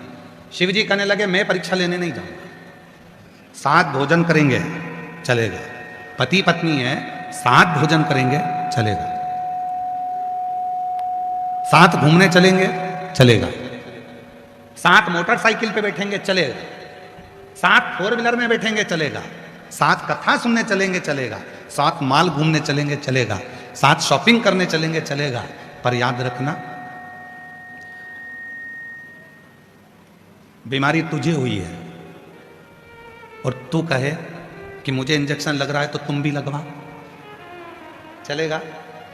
अरे जम के तो बोलो, नहीं चलेगा। शंकर जी ने कितनी सुंदर बात कही कि बीमारी तुझे हुई है, परीक्षा तू लेने जा रही है, संशय तुझे हुआ है, टेंशन तुझे हुआ है, अहंकार तुझे हुआ है, तो दवाई तुझे लेना पड़ेगी।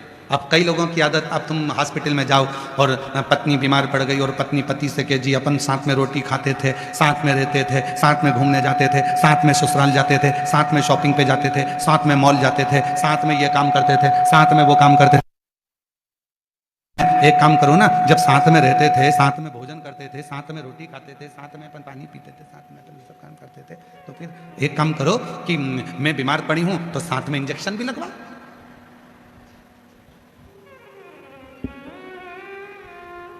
दवाई भी साथ में लो। कितनी माताएं बैठी हैं जिनके पति साथ में इंजेक्शन लगवाते हैं,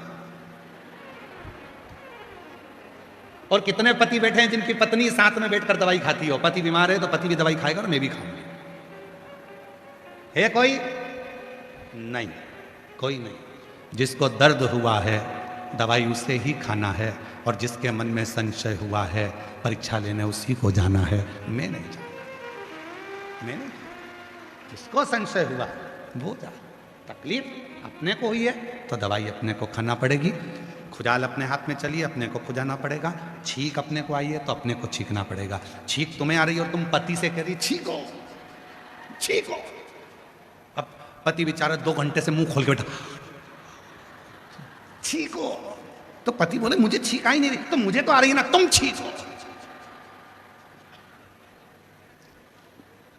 मैं तुम्हें इतना प्रेम करती हूं, इतनी चाहती हूं, और तुम मेरे लिए इतना सा नहीं कर सकते। पति के तो आए तो छींको।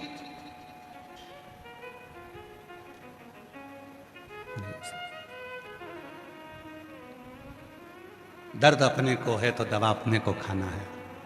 कष्ट अपने को है, दुख अपने को है, तो 1 लोटा जल चढ़ाने अपने को ही मंदिर जाना है, कोई दूसरा नहीं, कोई दूसरा। कई लोग कहते हैं तुम हमारे पास में आओ, हम तुम्हारे लिए ये वाला अनुष्ठान करेंगे और तुम एकदम ठीक हो जाओगी।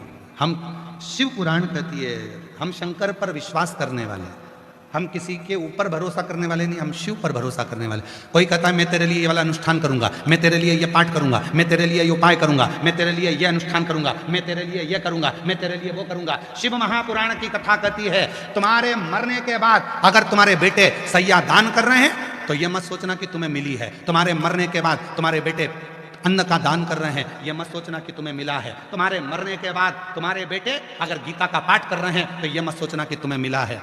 तुमने जो जीते जी दान करा, तुमने जो जीते जी कथा सुनी, तुमने जो गीता जी का पाठ किया, तुमने जीते जी जो भजन किया, बस वही तुम्हारे साथ जाना है। मरने के बाद तो एक क्रम है जो निभाना। अपने जीते जी जो तुमने कर लिया, मर गई अम्मा, ट्रेन में बैठ के हरिद्वार ले जा रहे हैं, इतने से लोटे में भरकर। और सियोर वाला बाबा कहता था लोटा भर के जल चढ़ा रहे हो, लोटे में खुद पहुंच गई, लोटे में, पर जल नहीं चढ़ाया। रिजर्वेशन कराया, घर के लोगों ने कहा तुम्हारा टिकट अलग कराना, अम्मा का टिकट, माता जी का टिकट अलग कराना, तो माता जी का टिकट अलग कराया। एक सीट माता जी की खाली सीट थी, लोटा रखा था, कोई दूसरा चढ़ गया उस पर, तो चिल्ला के दौड़ा मेरी अम्मा बैठी है, उतर नीचे उतर, अम्मा बैठी है। तो वो बेचारा बोला कहाँ है अम्मा तेरी, वो दिख नहीं रहा, लोटे में है। अच्छा, अब भोजन करने बैठा तो घर के लोगों ने कहा था कि ले जा रहे हो हरिद्वार तो पहले अम्मा को खाना खिलाना, पत्तल लगाई, अम्मा की सीट पे रख दी, अम्मा खा लो। अब अम्मा कोई जिंद थोड़ी ना है कि लोटे में से निकल के ही करके खाए, खा लो लोटे में। पत्तल, चाय पी रहा था तो पहले अम्मा को पिलाना, चाय रख दी, अम्मा चाय। अब तूने 700 रुपये का टिकट कराया अम्मा का, 50 रुपये की चाय पिलाई, 150 का खाना खिलाया, ऑटो में ले जाके हरिद्वार पहुंचा, हरिद्वार में तूने पूरा काम करा, अम्मा को लोटे में से निकाल कर विसर्जन करा। यदि तूने 1000-1200 रुपये अम्मा के मरने के बाद खर्च करा और फिर गंगा जी में अस्थियां डाली, तो गंगा मैया भी बोली कि जीते जी कभी नहीं आई और मरने के बाद आई तो तेरे को तो नहीं तारूंगी, साइड में नल्ले में निकालूंगी, मेरी जल की धारा चलती है, मैं तुझे एक नल्ले में निकाल दूंगी, उधर साइड में टिका दूंगी तुझको, क्योंकि तू कभी जीते जी नहीं आई। और अगर बच्चे जीते जी जो भगवान शंकर पर विश्वास करते थे और तुमने अपना भरोसा पक्का रखा, तो जो तुमने 2000-1500 खर्च करे, अगर वो जीते जी तुम अपनी माता को हरिद्वार ले जाते, जीते जी स्नान कराते, जीते जी भोजन कराते, जीते जी चाय पिलाते, तो वो माँ जब आशीर्वाद देती तो कहती अब मुझे मरने के बाद जाने की जरूरत नहीं, मेरा बेटा मुझे जीते जी लेकर आ गया।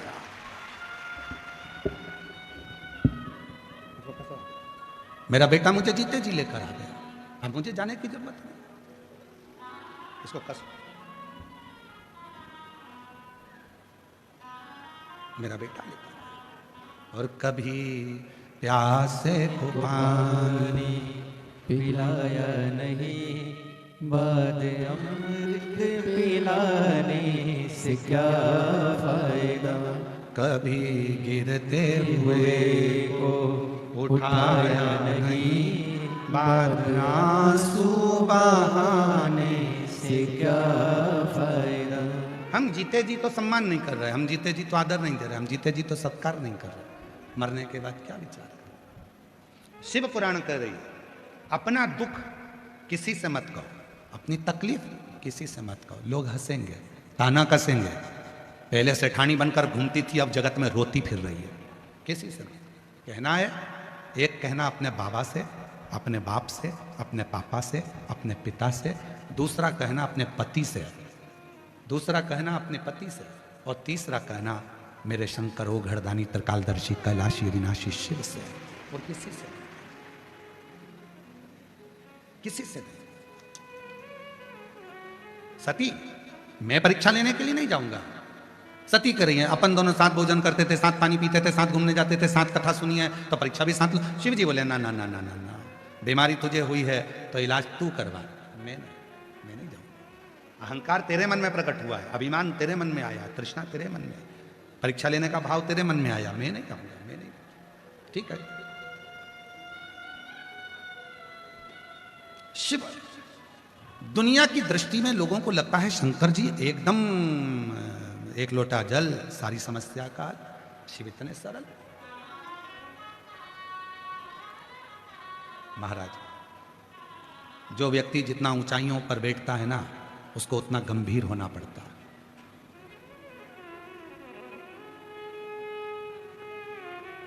उसको उतना गंभीर होना पड़ेगा। जो व्यक्ति जितनी ऊंचाइयों पर बैठता है उसकी उतनी आलोचना होती है। जो व्यक्ति जितना ऊपर की ओर बढ़ता जाता है उसको बहुत गालियां दी जाती है।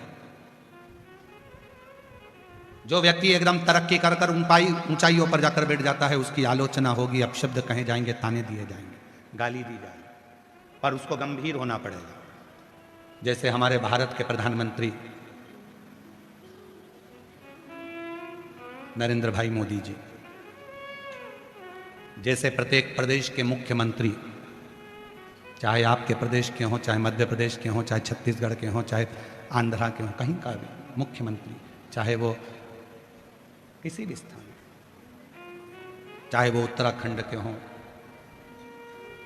मुख्यमंत्री, प्रधानमंत्री और मुख्यमंत्री का पद कितना ऊंचा होता है, और उनको जितने ऊंचे पद पर बैठ जाते हैं उतनी उसमें गंभीरता आना पड़ती है, उतनी गंभीरता लाना पड़ती है।